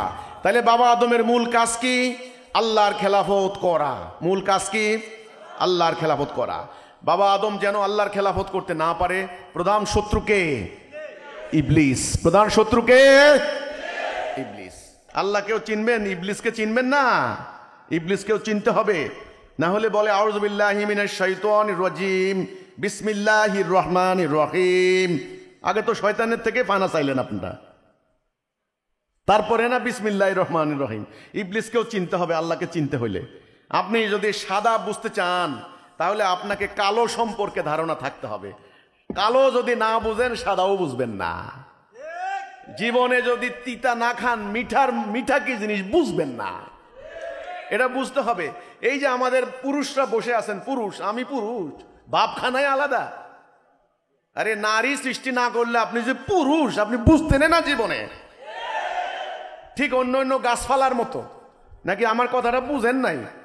আর নারীরাও বুঝতে হবে আমি নারী। আরে পুরুষ সৃষ্টি না হলে আপনি যে নারী, আপনি বুঝতেনই না। রাত বুঝতো না দিন না হলে, দিন বুঝতো না রাত না হলে। কাজেই রাতকেও ঘৃণা করে লাভ নাই, দিনকেও ঘৃণা করে লাভ নাই। বাবা আদমকে আল্লাহ, এই কথাবার্তাগুলো হয়ে গেল। এবার মাকে বানালেন কে? আল্লাহ। মাকে বানিয়ে আমাদের মা হাওয়া, হাওয়া কথাটা কোরআনে নাই যদিও, কিন্তু আল্লাহ বলছেন কোরআনে আদম তার স্ত্রী। ওকে, মাকে বানালেন। মাকে বানিয়ে আল্লাহ রাব্বুল আলামিন বাবাকে বললেন, হে আদম, ইনি তোমার স্ত্রী। ইয়া আদম উসকুন আনতা ও যাওজুকাল জান্নাতা ফাকুলা মিনহা রাগাদাও হাইসু শিতুমা ওয়ালা তাকরাবা হাযিহিশ শাজারাতা ফাতাকুনা মিনাজ জালিমিন। আদম, এই ইনি তোমার স্ত্রী, তোমরা স্বামী স্ত্রী দুজন, জান্নাতে থাকো, যা খুশি খাও, একটা নিষেধ, ওই গাছের নিকট যাবে না। নিষেধাজ্ঞা দিয়ে দিলেন আল্লাহ। এতক্ষণ ছিলেন আলোচনার মধ্যে বাবা আদম, তিনটা সত্তা ছিলেন আলোচনার মধ্যে। খেয়াল করছেন কিনা? আল্লাহ, বাবা আদম, ইবলিস, এই তিনটা। এখন আসলেন কে? ঘটনার মধ্যে কে ঢুকলেন? মা। এবার মা আসলেন। মা আর বাবা দুইজনে মিলে ওনাদের সংসার শুরু হলো। সংসার কিন্তু এখনো হয়নি, সংসার হয়নি, আনন্দ করতে লাগলেন। আল্লাহর মহাপরিকল্পনা চলল। একটা সময় ইবলিস ওনাদেরকে ভুলাইয়ে দিল, শয়তান ইবলিসের বাহিনী ভুলাইয়ে দিল। ওনারা এই যে গাছের নিকট যাবে না, ওনারা যাওয়ার পরে কি ঘটনা ঘটলো? হলো কি, ওনাদের লজ্জাস্থান অনাবৃত হয়ে পড়লো। আল্লাহ বললেন, আমি এটা ঢেকে রাখতে চাইছিলাম, গোপন রাখতে চাইছিলাম, কিন্তু এটা প্রকাশ হয়ে পড়লো। ওনারা তাড়াহুড়া করে জান্নাতের পাতা দ্বারা নিজেদের লজ্জাস্থান আবৃত করতে লাগলেন। তখন আল্লাহ ডাক দিয়ে বললেন, আদম, কি হলো? আমি কি বলি নাই ওরা আনুগত্য করবে না, ও তোমার প্রকাশ্য শত্রু? তখন বাবা আদম তওবা করলেন, রব্বানা জালামনা আনফুসানা ওয়া ইল্লাম তাগফির লানা ওয়া তারহামনা লানাকুনান্না মিনাল খাসিরিন। আল্লাহ, নিজের নফসের প্রতি আল্লাহ জুলুম করেছি, আল্লাহ আমাকে মাফ করে দাও। আল্লাহ, আল্লাহ মাফ করে দাও। আল্লাহ ক্ষমা করে দাও আল্লাহ। বাবা আদম তওবা করলেন মাকে নিয়ে, বাবা মা দুইজনে তওবা করলেন। তখন আল্লাহ বললেন, ঠিক আছে ঠিক আছে আদম, এখানে থাকতে পারবে না, এখান থেকে নামিয়া যাও, ওখানে যাইয়া বংশবৃদ্ধি করো, তোমরা পরস্পর শত্রু হিসাবে নামিয়া যাও, কিছু কালের জন্য তোমাদের জীবিকা রইল। চলে আসলাম দুনিয়াতে, বাবা আদম মা, বাবা মা দুইজন সন্তান, এই বংশ বৃদ্ধি করার জন্য এই দুনিয়া। আমাদের বোনেরা, আপনাদের যখন বাচ্চা হবে, কারো যখন লেবার পেইন উঠে, প্রসব বেদনা যখন উঠে, তাড়াহুড়া করে সবাই তাকে হাসপাতালে নিয়ে যায়। বাচ্চাটা যখন দুনিয়াতে আসে, তখন ওই হাসপাতালে কি উনি থাকে? বলছে তাড়াতাড়ি আমাকে বাড়িতে নিয়ে চলো, সবাই বসে আছে, দাদা দাদি নানা নানি, সবাই মিষ্টি খাবে, আনন্দ করবে, হাসপাতালে আর থাকতে চায় না। বুঝতে হবে আজকে দুনিয়া তোমাদের পার্মানেন্ট অ্যাড্রেস নয়, স্থায়ী বাড়ি নয়। দুনিয়ার মধ্যে মোহগ্রস্ত হয়ে যাওয়ার কোনো কারণ নাই। তোমাদের আসল বাড়ি, আসল ঠিকানা জান্নাতে। শয়তান প্ররোচিত করে তোমাদেরকে জান্নাত থেকে এখানে বের করে দিয়েছে। তোমরা দুনিয়াতে এসেছো এক মহা পরিকল্পনার অংশ হিসেবে, কিছু কালের জন্য, সামান্য সময়ের জন্য, পরীক্ষা স্বরূপ। দুনিয়া তোমাদের পরীক্ষার জায়গা, পরীক্ষার হল, এটা ভোগের জায়গা নয়। এখানে পরীক্ষা হবে। কিসের পরীক্ষা? এখন সে কথাই আমি বলছি। এই দুনিয়ার সামনে এখন তোমার সামনে দুটি রাস্তা, দুটি পথ, একটা হলো ডান, একটা হলো বাম। কিয়ামত পর্যন্ত, মৃত্যু পর্যন্ত তোমার এই দুই হাতের নাম ডাইন হাত বাম হাত। ডাইন আর বাম, সত্য আর মিথ্যা, ন্যায় এবং অন্যায়। একদিকে আল্লাহ, একদিকে ইবলিস, একদিকে আল্লাহর রূহ, একদিকে ইবলিসের প্ররোচনা। সাদা কালো, সিরাতাল মুস্তাকিম, দলালা। এই পথের শেষ মাথা জান্নাত, এই পথের শেষ মাথা জাহান্নাম। এই পথে যারা থাকবে তারা মুমিন, এই পথে যারা থাকবে তারা হচ্ছে কাফের। এটা হচ্ছে হিদায়াহ, এটা হচ্ছে দলালা। তুমি আমি মাঝখানে, মধ্যখানে আমাদেরকে স্বাধীনতা দেওয়া হয়েছে। আমরা আল্লাহ দেখতে চান, আল্লাহর এই অসীম নিয়ামত পেয়ে, চিন্তা শক্তি পেয়ে, দৃষ্টি শক্তি পেয়ে, জ্ঞান পেয়ে, সমস্ত সৃষ্টির সার্ভিস পেয়ে আমি কি অকৃতজ্ঞের মতো ডান দিকে যাই নাকি বাম দিকে যাই? আমি কি আল্লাহর আনুগত্য করি নাকি ইবলিসের আনুগত্য করি? এটার উপরে নির্ভর করবে আমি কি সৌভাগ্যের অধিকারী হব না দুর্ভাগা, আমি কি জান্নাতি নাকি জাহান্নামী। আমাদের সামনে রাস্তা কয়টা? এটার নাম সিরাতাল মুস্তাকিম। এটা কে দিয়েছেন? এটার নাম হেদায়াহ। এই রাস্তা চলতে চলতে শেষ মাথা কোথায়? জান্নাত। আর এই বাঁকা রাস্তা কে তৈরি করবে? ইবলিস। এই রাস্তায় টানতে টানতে কোথায় নিয়ে যাবে? জাহান্নাম। আমাদের সৃষ্টি করেছেন কে? আল্লাহ। খাওয়াচ্ছেন কে? করুণা দিয়ে বাঁচিয়ে রেখেছেন কে? আল্লাহ। মৃত্যুর পর কার কাছে যাব আমরা? আল্লাহর কাছে। ইন্না লিল্লাহি ওয়া ইন্না ইলাইহি রাজিউন। কার কাছে যাব? নাকি ডোনাল্ড ট্রাম্পের কাছে যাবেন? লাশ কি ট্রাম্পের বাড়িতে দিয়ে আসবে? নো, যাবেন আল্লাহর কাছে। এই জন্য এখন বলেন, এখন আমাদের উচিত কি ডান দিকে চলা নাকি বাম দিকে চলা?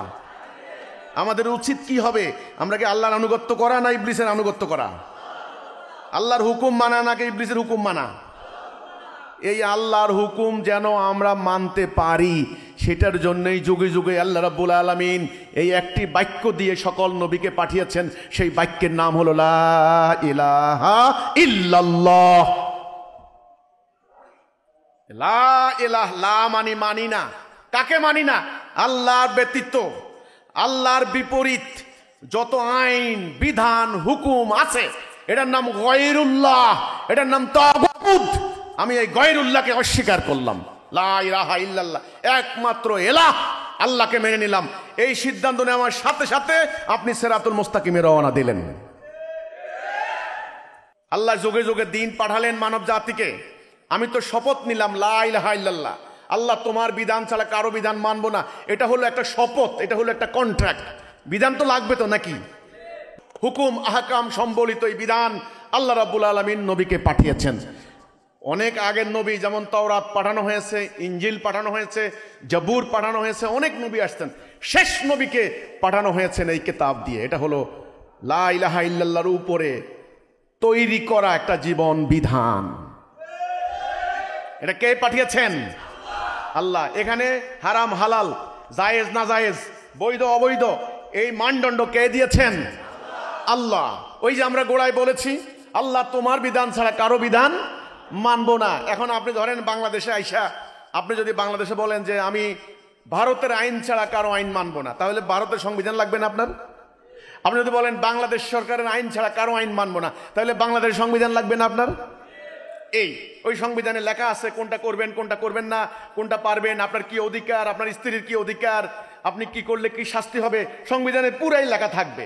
আগে আপনাকে সিদ্ধান্ত নিতে হবে আপনি কারটা মানবেন। এই সিদ্ধান্ত নেওয়ার নাম ঈমান, সিদ্ধান্ত নেওয়ার নাম তাওহীদ, সিদ্ধান্ত নেওয়ার নাম হেদায়াহ। আশা করি রাস্তা দুটো পরিষ্কার হয়ে গেল। এখন আপনারা রায় দেন। এতক্ষণ আমি শুনানি করলাম, সেটা কি? সেটা হলো পুরো মানব জাতি, একেবারে মুসলমান সহ সামগ্রিকভাবে আমরা কি হেদায়েতে আসি না দলালাতে চলে গিয়েছি? আমরা কি সমগ্র দুনিয়াময় আল্লাহর খেলাফত করছি না ইবলিসের খেলাফত করছি? আল্লাহর আইন মানছি না ইবলিসের আইন মানছি? বাস, এই কারণে দুনিয়াতে এত অশান্তি। এই অশান্তি তারা বন্ধ করতে পারবে না। এখন এই মানব জাতি এই ভুল পথে, কেউ মন্দিরে, কেউ গির্জায়, কেউ প্যাগোডায়, কেউ মসজিদে, সবাই চাচ্ছে আল্লাহ ভগবানকে পাওয়ার জন্য। পাবে না, ওই রাস্তাটাই তাদেরকে জাহান্নাম নিয়ে যাবে। এই রাস্তার সন্ধান ছিল না আমাদের সামনে। আজ আল্লাহর দয়ায়, আল্লাহর করুণায়, আল্লাহর এক প্রিয় বান্দা, আমাদের আন্দোলনের প্রতিষ্ঠাতা ইমামুজ্জামান, টাঙ্গাইলের ঐতিহ্যবাহী পন্নী পরিবারের উত্তরসূরি জনাব মোহাম্মদ বাইজিদ খান পন্নী, উনার এই যে উনার ছবি আছে আপনারা দেখেন, এই যে উনার ফটো, উনি আজকে দুনিয়াতে বেঁচে নাই। 2012 সালে তিনি ইন্তেকাল করেছেন। উনার মাধ্যমে, উনার উসিলায় এই সত্য সিরাতুল মুস্তাকিমের সন্ধান আমরা পেয়েছি। এটা আমাদের জানা ছিল না। আমি আজকে যে কথাগুলি দাঁড়িয়ে বলছি, কথাগুলি বলার হিম্মত আমার ছিল না। আল্লাহ করুণা করে, দয়া করে এই সিরাতুল মুস্তাকিম আমাদেরকে সন্ধান দিলেন। আজ ময়মনসিংহের ভাইদের সামনে আমি এই সত্য তুলে ধরার জন্য দাঁড়িয়েছি। আমি জানি না আপনাদের হৃদয় উন্মুক্ত হবে কিনা, আপনারা দলালা থেকে হেদায়েতে আসবেন কিনা আমি জানি না। যারা আসবেন তাদেরকে আমি জান্নাতের সুসংবাদ দিতে চাই। আমি আবার বলছি, মানুষ প্রধানত কয় প্রকার? সূরা তাগাবুনের 2 নম্বর আয়াত আল্লাহ বলেছেন, আমি তোমাদেরকে সৃষ্টি করেছি, হয় কেউ কাফের নাইলে কেউ মোমেন। মানুষ প্রধানত কয় প্রকার হবে? 2 প্রকার। একদল মোমেন, আরেক দল। যত দল করেন না কেন করেন আপনারা, এই যে এবারেও কিন্তু সরকার যখন বলছে রাজনৈতিক দলের নিবন্ধন, আমার মনে হয় অন্তত 40টা নতুন দলের আত্মপ্রকাশ করছে। করেন, দল করেন, আল্লাহর কাছে ওইসব দলের কোনো হিসাব নেই। সবগুলা মিলে একত্রে বস্তা বইরা সব জাহান্নাম। ঘরের ময়লা যত আছে, টুকরা, জুতার টুকরা, এই যে কাগজের টুকরা ময়লা, এই ময়লাগুলারে ঝাড়ু দিয়ে আপনারা একত্রিত করে একটা ঢোকান না এক জায়গায়, এদিক থেকে ওদিক থেকে এদিক থেকে আইনা সব ময়লা এক জায়গায়। আল্লাহর হিসাব কিন্তু এইটা। যত টুকরা টুকরা হন, দল হন, সমস্যা নাই, সব জাহান্নাম। আল্লাহর দৃষ্টিতে মানুষ 2 ভাগ, মোমেন, কাফের। মোমেনের অভিভাবক কে? আল্লাহ। মোমেন কার হুকুম মানবে? মোমেনের নেতা কয়জন? একজন। মোমেনের নেতা ইমাম মোমেনকে সর্ব অবস্থায় সিরাতুল মুস্তাকিমে পরিচালিত করবেন। এই জন্যে এই বরকতে, এই রহমতে মোমেনের সমাজে অশান্তি হবে না। মোমেন দরজা খুলে ঘুমাবে, মোমেনের নারীর ইজ্জত সুরক্ষিত থাকবে, মোমেনের অফিস আদালতে ঘুষ দুর্নীতি হবে না, মোমেনের শিক্ষা প্রতিষ্ঠানে 2 নাম্বারই হবে না। এটা হলো আল্লাহর হুকুম মানার বরকত। এবার আমাদের জীবন পরিচালিত করার জন্য যে বিধান, এটার নাম দিন। এটার নাম কি? দিন। দিন কয় প্রকার? দিনও 2 প্রকার। একটা হলো আল্লাহর দেওয়া দিন, একটা হচ্ছে মানুষের তৈরি করা দিন। এই হচ্ছে আল্লাহর দেওয়া দিন। এখন আপনারা বলেন, দ্বিতীয় শুনানি, আমাদের রাষ্ট্র সমাজ চলে কার দিন মোতাবেক? মানুষের তৈরি করা দিন মোতাবেক। এই জন্য এই অশান্তি, এই দুর্নীতি, এই জালিয়াতি, এই অশান্তি এটা বন্ধ হবে না যতক্ষণ না আল্লাহর দেওয়া দিন প্রতিষ্ঠা করা না হবে।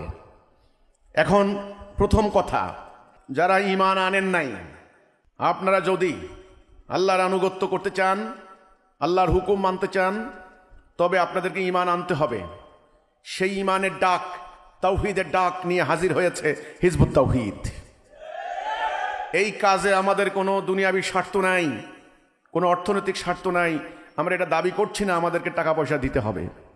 এই কাজে আমাদের কোনো রাজনৈতিক অভিসন্ধি নাই। আমরা বলবো না আগামী দিন আমাকে নির্বাচনে ভোট দিতে হবে, নো। আমার বাড়িতে গরু বকরি পাঠাইতে হবে, নো। আমরা শুধু আল্লাহর জন্য, মানবতার মুক্তির জন্য, আপনার জান্নাতের জন্য আপনাকে আমি ঈমানের দিকে ডাক দিচ্ছি। আমরা সাধারণ মানুষ, কিন্তু আমাদের বক্তব্য সাধারণ নয়। আমরা সাধারণ ঘরের সন্তান, কিন্তু আমাদের উদ্দেশ্য সাধারণ নয়। আমাদের উদ্দেশ্য হচ্ছে এই পৃথিবীতে আল্লাহর হুকুমত, আল্লাহর বিধান কায়েম করা। কাজেই আপনারা যারা আল্লাহর তাওহীদের এই ডাকে সাড়া দিয়ে ঈমান আনতে চান, তাদের সঙ্গে আমার পরবর্তী আলোচনা, তা না হলে পরবর্তী আলোচনা করে কোনো লাভ হবে না, কোনো ফায়দা হবে না। আগে ঈমান। রাসূলের কাছে আসার পরে বলছে, ইয়া রাসূলুল্লাহ, আগে ঈমান আনবো না জিহাদ করব? বলছে আগে ঈমান আনো, জিহাদ পরে, সালা পরে, যাকাত পরে, আগে ঈমান। ঈমানের সংকট, তাওহীদের সংকট। যারা ঈমান আনার সিদ্ধান্ত নিয়েছেন আপনাদেরকে আমি অভিনন্দন জানাই। এবার আমার দ্বিতীয় কথা, দ্বিতীয় পর্বে আমি ঢুকলাম। উদ্দেশ্য সম্পর্কে জানার নাম আকীদা। তাহলে এখন বলেন এক কথায়, মানুষ সৃষ্টির উদ্দেশ্য কি? আল্লাহর খেলাফত করা। ওকে, আল্লাহর খেলাফত করব কি দিয়ে? আল্লাহর হুকুম দিয়ে। কি দিয়ে? আল্লাহর হুকুম দিয়ে। আল্লাহর হুকুম মানার অঙ্গীকার, কন্ট্রাক্ট, চুক্তিনামা, আর সেটাই হচ্ছে তাওহীদ, লা ইলাহা ইল্লাল্লাহ মুহাম্মাদুর রাসূলুল্লাহ। যেহেতু আমরা শেষ নবীর উম্মত, কাজে আমাদের কলেমা হবে এখন এটা, লা ইলাহা ইল্লাল্লাহ মুহাম্মাদুর রাসূলুল্লাহ। এটা তাহলে এই যে ঈমান আনবো কেন? ঈমান আনবো এই জন্য, আল্লাহর হুকুম মানার জন্য। আল্লাহর হুকুম মানবো কেন? আল্লাহর খেলাফত করার জন্য। আল্লাহর খেলাফত করব কেন? ইবলিসের চ্যালেঞ্জে ইবলিসকে পরাজিত করার জন্য। আর তখনই শান্তি নেমে আসবে। যখনই আপনি আল্লাহর খেলাফত করবেন তখনই শান্তি পাবেন। সেই শান্তির নাম ইসলাম। শান্তির নাম কি? ইসলাম। ইন্নাদ-দীনা ইনদাল্লাহিল ইসলাম। আল্লাহর নিকট একমাত্র অ্যাকসেপ্টেবল দিন হচ্ছে ইসলাম। ইসলাম মানে কি? আবার বলি, শান্তি কেমনে আসবে? তসবির দানা টপকাইলে শান্তি আসবে? জাতিসংঘ বানালে শান্তি আসবে? শান্তি চাই, শান্তি চাই বলে স্লোগান দিলে শান্তি আসবে? আসবে না। আল্লাহর দেওয়া দিন, আল্লাহর হুকুমের আনুগত্য করতে হবে, তবে শান্তি আসবে। আমি আবার বলছি, তাহলে এই কিতাবের উদ্দেশ্য কি? এই কিতাবের উদ্দেশ্য কি? এটাকে মানব জীবনে কার্যকরী করে, মানব জীবনে প্রতিষ্ঠা করে মানুষ যেন দরজা খুলে ঘুমাতে পারে, এই শান্তি প্রতিষ্ঠায়, ন্যায় বিচার প্রতিষ্ঠা করা। এটা হলো এর উদ্দেশ্য। ঘড়ির উদ্দেশ্য কি? এর উদ্দেশ্য কি? এটাকে কার্যকরী করে মানুষ যেন শান্তি পায়। গাড়ির উদ্দেশ্য কি? গাড়ির উদ্দেশ্য এক জায়গা থেকে আরেক জায়গায় যাওয়া। ওইটা না হলে ওই গাড়ি বানানো আর না বানানো সমান কথা। এই জন্যে কোরআন সম্পর্কে আল্লাহ রাসূলের একটা হাদিস আছে। রাসূল বলছেন, সময় আসবে ইসলাম শুধু নাম থাকবে। কি থাকবে? নাম থাকবে। কোরআন শুধু অক্ষর থাকবে। মসজিদগুলি হবে লোকে লোকারণ্য, সেখানে কি থাকবে না? দেখেন, খেয়াল করেন, হেদায়া বুঝছেন তো এখন না? হেদায়া মানে সিরাতাল মুস্তাকিম, সঠিক পথ। ঠিক আছে? মানুষ কিন্তু নামাজ পড়ে, কিন্তু মানুষ কিন্তু রোজা রাখে, কিন্তু রাসূল বলেন নাই যে মসজিদ থাকবে না। রাসূল বলছেন মসজিদ থাকবে, লোকে লোকারণ্য হয়ে যাবে, কিন্তু সেখানে হেদায়া থাকবে না। আমাদের মুসল্লিরা এত কষ্ট করে নামাজ পড়েন, কিন্তু হেদায়া নাই। কি কঠিন কথা। রাসূলুল্লাহর আগমনের উদ্দেশ্য কি?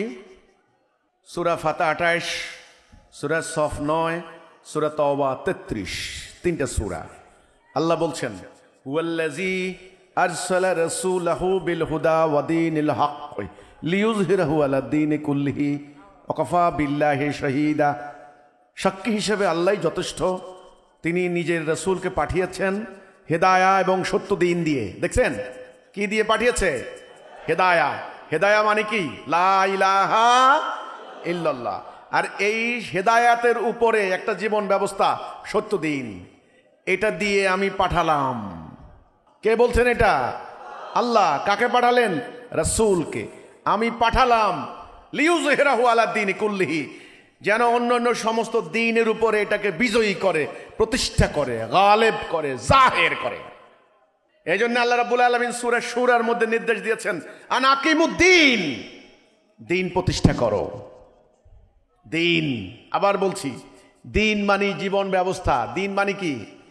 জীবন ব্যবস্থা। এটা হতে পারে দুই প্রকার। হতে পারে কয় প্রকার? দুই প্রকার। একটা আল্লাহ দেওয়া, একটা মানুষের তৈরি করা। আল্লাহ এটা দিয়েছেন রাসূলকে, রাসূলকে দিয়ে নির্দেশ দিয়েছেন এটা প্রতিষ্ঠা করো।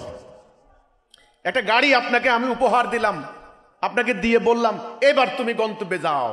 এখন আপনি যদি গাড়ি পেয়ে গ্যারেজে রেখে প্রতিদিন খালি ধোয়া মোছা করেন, গন্তব্যে না যান, এ গাড়ি দেওয়া না দেওয়া এক কথা হলো না? কিন্তু রাসূল পাক সাল্লাল্লাহু আলাইহি সাল্লাম আল্লাহর পক্ষ থেকে এই দিনটা পাওয়ার পর তিনি একটা রাতের জন্য আরামে ঘুমাতে পারছিলেন? তিনি শুরু করলেন সংগ্রাম, লড়াই, দিন প্রতিষ্ঠার সংগ্রাম। মক্কার কাফেরদের সাথে ওনার যুদ্ধ মারামারির কোনো কারণ ছিল না, ওনার শত্রুতার কোনো কারণ ছিল না। উনি বলেছেন এই কথাটুকু, তোমাদেরকে আল্লাহর দিন মানতে হবে, আল্লাহর হুকুম মানতে হবে। তারা বলেছিল আমরা আল্লাহর হুকুম মানব না, আমরা আমাদের বাপদাদা যেমনি চলছে আমরা অমনি চলবো। এই তো সমস্যাটা নাকি? আল্লাহর দিন প্রতিষ্ঠা করার জন্য প্রক্রিয়া কি হবে, তরিকা কি হবে, আল্লাহ কোরআনে বলে দিলেন। জিহাদ এবং কিতাল, সংগ্রাম, লড়াই, যুদ্ধ, সংগ্রাম, এটার নাম জিহাদ। আটমোস্ট স্ট্রাগল, এফোর্ট, প্রচেষ্টা, প্রচেষ্টা, সর্বরকম প্রচেষ্টা। এরপরে হচ্ছে যুদ্ধ, এটার নাম জিহাদ, কিতাল। এটা হলো দিন প্রতিষ্ঠার প্রক্রিয়া, তরিকা। প্রথমে হলো দিন, তারপরে দিন প্রতিষ্ঠা। এই প্রতিষ্ঠা কেমনে হবে, কিভাবে হবে, সমগ্র রাসূলুল্লাহর পুরো জীবনী আপনি দেখেন। দিন প্রতিষ্ঠার লড়াই, দিন প্রতিষ্ঠার সংগ্রাম, এর বাহিরে কিছু নাই। এবার দিন প্রতিষ্ঠা করার ওই লক্ষ্য নিয়ে তিনি একটা উম্মাহ তৈরি করলেন। সেই উম্মার নাম কি? উম্মতে মুহাম্মদী। সেই উম্মার নাম কি? উম্মতে মুহাম্মদী। উম্মতে মুহাম্মদীকে তিনি কি মাদ্রাসায় ঢুকাইয়া কি আরবি নাউ সরফ শিক্ষা দেওয়া শুরু করছেন? বড় বড় বই পড়াইয়া পাণ্ডিত্য শুরু করছেন? নো। এই উম্মতে মুহাম্মদীকে তিনি কঠোর ডিসিপ্লিন শিক্ষা দেওয়া শুরু করলেন। এটার নাম সামরিক ডিসিপ্লিন, মিলিটারি ডিসিপ্লিন। তারপরে তিনি তাদেরকে যুদ্ধবিদ্যা শেখালেন, তিনি তাদেরকে ঐক্যবদ্ধতা শেখালেন, তিনি তাদেরকে শিরিক কুফরের বিরুদ্ধে আলাদা করলেন। শিরিক কোনটা, কুফর কোনটা, ঈমান কোনটা, তাগুত কোনটা, আল্লাহর হুকুম কোনটা, তিনি তাদেরকে স্পষ্ট জ্ঞান দান করলেন। ওই যাক্কিহিম ওয়া ইউআল্লিমুহুমুল কিতাব, ওইটা আল্লাহ বললেন। তাদেরকে সুসংবাদ দিলেন, তাদেরকে সাবধান করলেন। সেটা হলো শাহিদুম মুবাশশিরুম ওয়া নাযীরা ওয়া দাঈলুল্লাহি বিইযনিহি ওয়া সিরাজুম মুনীরা। উজ্জ্বল আলোকবর্তিকা হয়ে তিনি আবির্ভূত হলেন। তিনি রহমতুল লিল আলামিন। একটা উম্মাহ তৈরি করলেন, একটা জাতি তৈরি করলেন। যেই কোনো বড় লক্ষ্য অর্জন করার জন্য একটা বাহিনী লাগে, একটা দল লাগে। সে বাহিনীর নাম আল্লাহ দিলেন উম্মাহ। উম্মাহ, খয়রা উম্মাহ, তোমরাই হলো সেরা জাতি, সেরা উম্মাহ। সেই উম্মাহটাকে 5 দফা কর্মসূচির একটা বন্ধনীতে তিনি রশি দিয়ে বাঁধলেন। মক্কার ওই লোকগুলা ঐক্যবদ্ধতা জানতো না, গোত্রে গোত্রে মারামারি করত। তিনি তাদেরকে ঐক্যবদ্ধতা শিক্ষা দিলেন। এই কর্মসূচি আল্লাহ দিলেন। কর্মসূচি কে দিলেন? আল্লাহ। আল্লাহ রাসূল নিজেই বলেছেন, আমরুকুম বিখামসিন আল্লাহু আমারানি বিহিন্না, আল্লাহ আমাকে 5টি কাজের আদেশ দিয়েছেন, আমি তোমাদেরকে দিয়ে যাচ্ছি। 1, তোমরা ঐক্যবদ্ধ হও। ঐক্যবদ্ধ, ঐক্য অনৈক্যের উপরে শক্তিশালী। ঐক্যবদ্ধ হওয়ার নমুনা কি সেটা আল্লাহ কোরআনে বলে দিয়েছেন, সাফফান কাআন্নাহুম বুনিয়ানুম মারসুস, সীসা গলানো প্রাচীরের ন্যায় ঐক্য। কাঠের ঐক্য না, বাঁশের ঐক্য না, সীসার মতো ঐক্য। 1 নাম্বারটা কি? ঐক্য। কোন কথার উপরে ঐক্যবদ্ধ হব? কোন কথার উপরে? লা ইলাহা ইল্লাল্লাহ মুহাম্মাদুর রাসূলুল্লাহ। এই কথার উপরে ঐক্য। যখন ঐক্যবদ্ধ আমরা হয়ে গেলাম তখন হব আমরা ভাই ভাই। আমরা কি? ভাই ভাই। কেমন ঐক্য? সীসা গলানো প্রাচীরের ন্যায় ঐক্য। 2 নম্বরে ডিসিপ্লিন, 3 নম্বরে আনুগত্য। একজন নেতার আনুগত্য করতে হবে। এক একজন এক এক দিকে ডাকলে হবে না। নেতা হবেন কয়জন? একজন। নেতা হবেন একজন, তার শর্তহীন প্রশ্নহীন দ্বিধাহীন আনুগত্য করতে হবে। 4 নম্বরে হিজরত। হিজরত মানে হিজরান থেকে আলাদা। যারা তাওহীদে নাই তারা, আর যারা তাওহীদে আসবে তারা একসঙ্গে ইবাদত করতে পারে না, তারা আলাদা হয়ে যাবে। হিজরত 4 নম্বর। এই 4টি শর্ত যারা পূরণ করবে, ঐক্য, শৃঙ্খলা, আনুগত্য, হিজরত, এই 4টি শর্ত যারা পূরণ করবে তারা জিহাদ করবে। জিহাদ ফি সাবিলিল্লাহ। জেহাদ হবে আল্লাহর রাস্তায়। ওই জেহাদ মানে অন্যের সম্পত্তি লুণ্ঠন না। জেহাদ মানে মব সৃষ্টি করা না। জেহাদ মানে কথা নাই বার্তা নাই, মানুষের মাজারে হামলা করে লুটপাট করে আগুন দিয়ে গরু বকরি লুটপাট করে আনা না। জেহাদের একটা উদ্দেশ্য আছে, পবিত্র উদ্দেশ্য। জেহাদ হবে শুধু আল্লাহর জন্য, আল্লাহর দ্বীন প্রতিষ্ঠা করার জন্য। ওখানে দুনিয়াবি কোনো স্বার্থ থাকবে না। নো, একটা ইটের টুকরার আশাও থাকবে না। এটার নাম জিহাদ। তাহলে 5 দফা কর্মসূচির শেষ দফাটা কি? জিহাদ যারা করবে তারা মুজাহিদ। রাসূল এবং সাহাবীরা ছিলেন মোমেন, মুজাহিদ। কথা পরিষ্কার হলো কিনা? এই 5 দফা কর্মসূচি হলো উম্মার দ্বীন প্রতিষ্ঠার কর্মসূচি, উম্মার শ্রেষ্ঠত্বের কর্মসূচি, উম্মার শত্রুর বিরুদ্ধে লড়াই করে শ্রেষ্ঠত্ব অর্জন করার কর্মসূচি। আল্লাহ রাসূল বললেন, এই কর্মসূচি থেকে যারা আধাত সরে যাবে তাদের গলা থেকে ইসলামের রশি খুলে যাবে, তারা জাহান্নামে জ্বালানি পাথর। নামাজ পড়লেও রোজা রাখলেও তারা জাহান্নামে জ্বালানি পাথর। আলহামদুলিল্লাহ, আল্লাহ দেওয়া এই কর্মসূচি আল্লাহ আমাদের মহামান্য ইমামুজ্জামানকে দান করেছেন। এই কর্মসূচি আলোকে হিজবুত তাওহীদ আন্দোলন চালিয়ে যাচ্ছে। এই কর্মসূচি আল্লাহর দেওয়া কর্মসূচি। আপনি রাসূলুল্লাহর পুরো জীবনী দেখেন, এই কর্মসূচির প্রতিফলন দেখতে পাবেন। এই কর্মসূচির বাহিরে কোনো কার্যক্রম নাই। এটা হলো রাসূলুল্লাহর সুন্নাহ। রাসূল বলেছেন, মান তারাকা সুন্নাতে ফালাইসা মিন্নি, যে আমার এই সুন্নাহ ত্যাগ করলো সে আমার কেউ নয়। এটা কোন সুন্নাহ? কোন সুন্নাহ? খেয়ে না খেয়ে পেটে পাথর বেঁধে শত্রুর আঘাতে আঘাতে জর্জরিত হয়ে আল্লাহর দ্বীন প্রতিষ্ঠার লড়াইয়ের সুন্নাহ। এটা সেই সুন্নাহ, ওই মিষ্টি খাওয়া নয়। পাথরে পাথরে নিজের মস্তক, নিজের দান মোবারক শহীদ হওয়ার সুন্নাহ। এটা সুন্নাহ, সেই সুন্নাহ। ওই পকেটের মধ্যে তসবির দানা নয়, কোমরে তলোয়ার নিয়ে হাঁটা, এটা সেই সুন্নাহ। এটা সেই সুন্নাহ। এই জাতি এই সংগ্রাম, জিহাদ, লড়াই বাদ দিয়েছে, আসল সুন্নাহ বাদ দিয়েছে। এরা সুন্নতের বিকল্প নিয়েছে। দাড়ি, পাগড়ি, মেসওয়াক, ঢিলাকুলুক, টাকনু, ডাইন কাতে শোয়া, খাবার আগে মিঠাই নিমক, খাওয়ার পরে মিঠাই খাওয়া, মসজিদে ঢোকার সময়। এই যে সুন্নত, সুন্নাহ, এটা রাসূলুল্লাহ সুন্নত। আমাদেরকে দেখলে বলে, ভাই আপনার তো কোনো সুন্নত নাই ভাই। আরে সুন্নাহ মানে কর্মনীতি, কর্মপদ্ধতি। আল্লাহ কোরআনে বলছেন, মোমেন আর কাফের যখন যুদ্ধে মোকাবেলা করবে, কাফেররা পালিয়ে যাবে, পরাজিত হবে, মোমেন বিজয় লাভ করবে। একজন মোমেন বনাম 20 জন কাফের, বলেন নাই? আল্লাহ বলছেন মোমেনরা জয় লাভ করবে, আমি তাদেরকে সাহায্য করব। এটা আমার সুন্নাহ, আমার সুন্নাহর কোনো পরিবর্তন নাই। তাহলে আল্লাহ সুন্নাহ মানে কি আল্লাহ দাড়ি নাকি? তাহলে সুন্নাহ মানে কি? কর্মপদ্ধতি, কর্মনীতি, পলিসি, প্রক্রিয়া, নীতি, এটার নাম সুন্নাহ। এই সুন্নাহ মনে রাখতে হবে। আল্লাহ রাসূলকে দিন দিলেন, দিন, এই দিনটাকে প্রতিষ্ঠা করতে হবে না? দিনটা প্রতিষ্ঠা করার নীতি, নীতি, এটার নাম বলে প্রিন্সিপালস, নীতি। এই নীতিটা কি হবে? কেউ বলে নির্বাচন করেন, কেউ বলে তাবলীগ করেন, কেউ বলে আলোচনা করেন। আসলে নীতি কি হবে?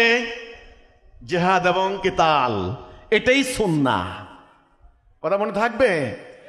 এবং রাসূলুল্লাহর ব্যক্তিগত রুচি অভিরুচি, অভ্যেস অনভ্যেস।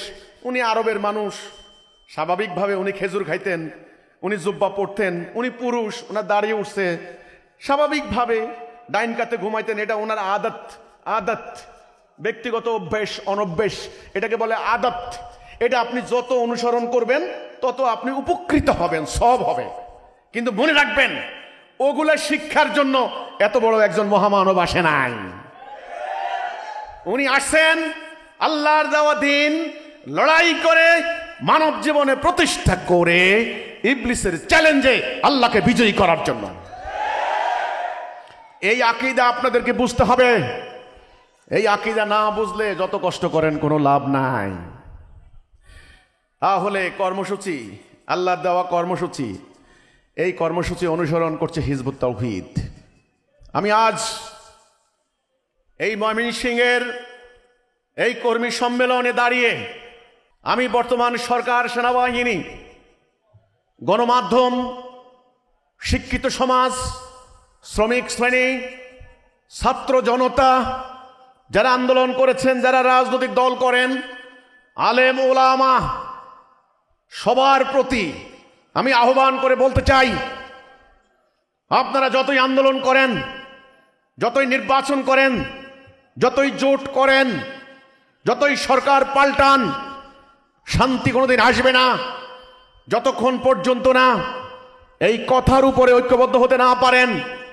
আমরা হুকুম মানবো আল্লাহর, আমরা আদেশ মানবো আল্লাহর, আমরা আল্লাহর হুকুম ছাড়া কার হুকুম মানবো না। এবং এই জাতির 16 কোটি বাঙালি আজকে একটা আঞ্চলিক পরাশক্তি, আঞ্চলিক দাদাবাবুদের আজকে এখানে আধিপত্যবাদের শিকার হয়েছি আমরা। আমাদের সামনে আছে চীন সাম্রাজ্য, তারা এখানে আধিপত্য বিস্তার করতে চায়।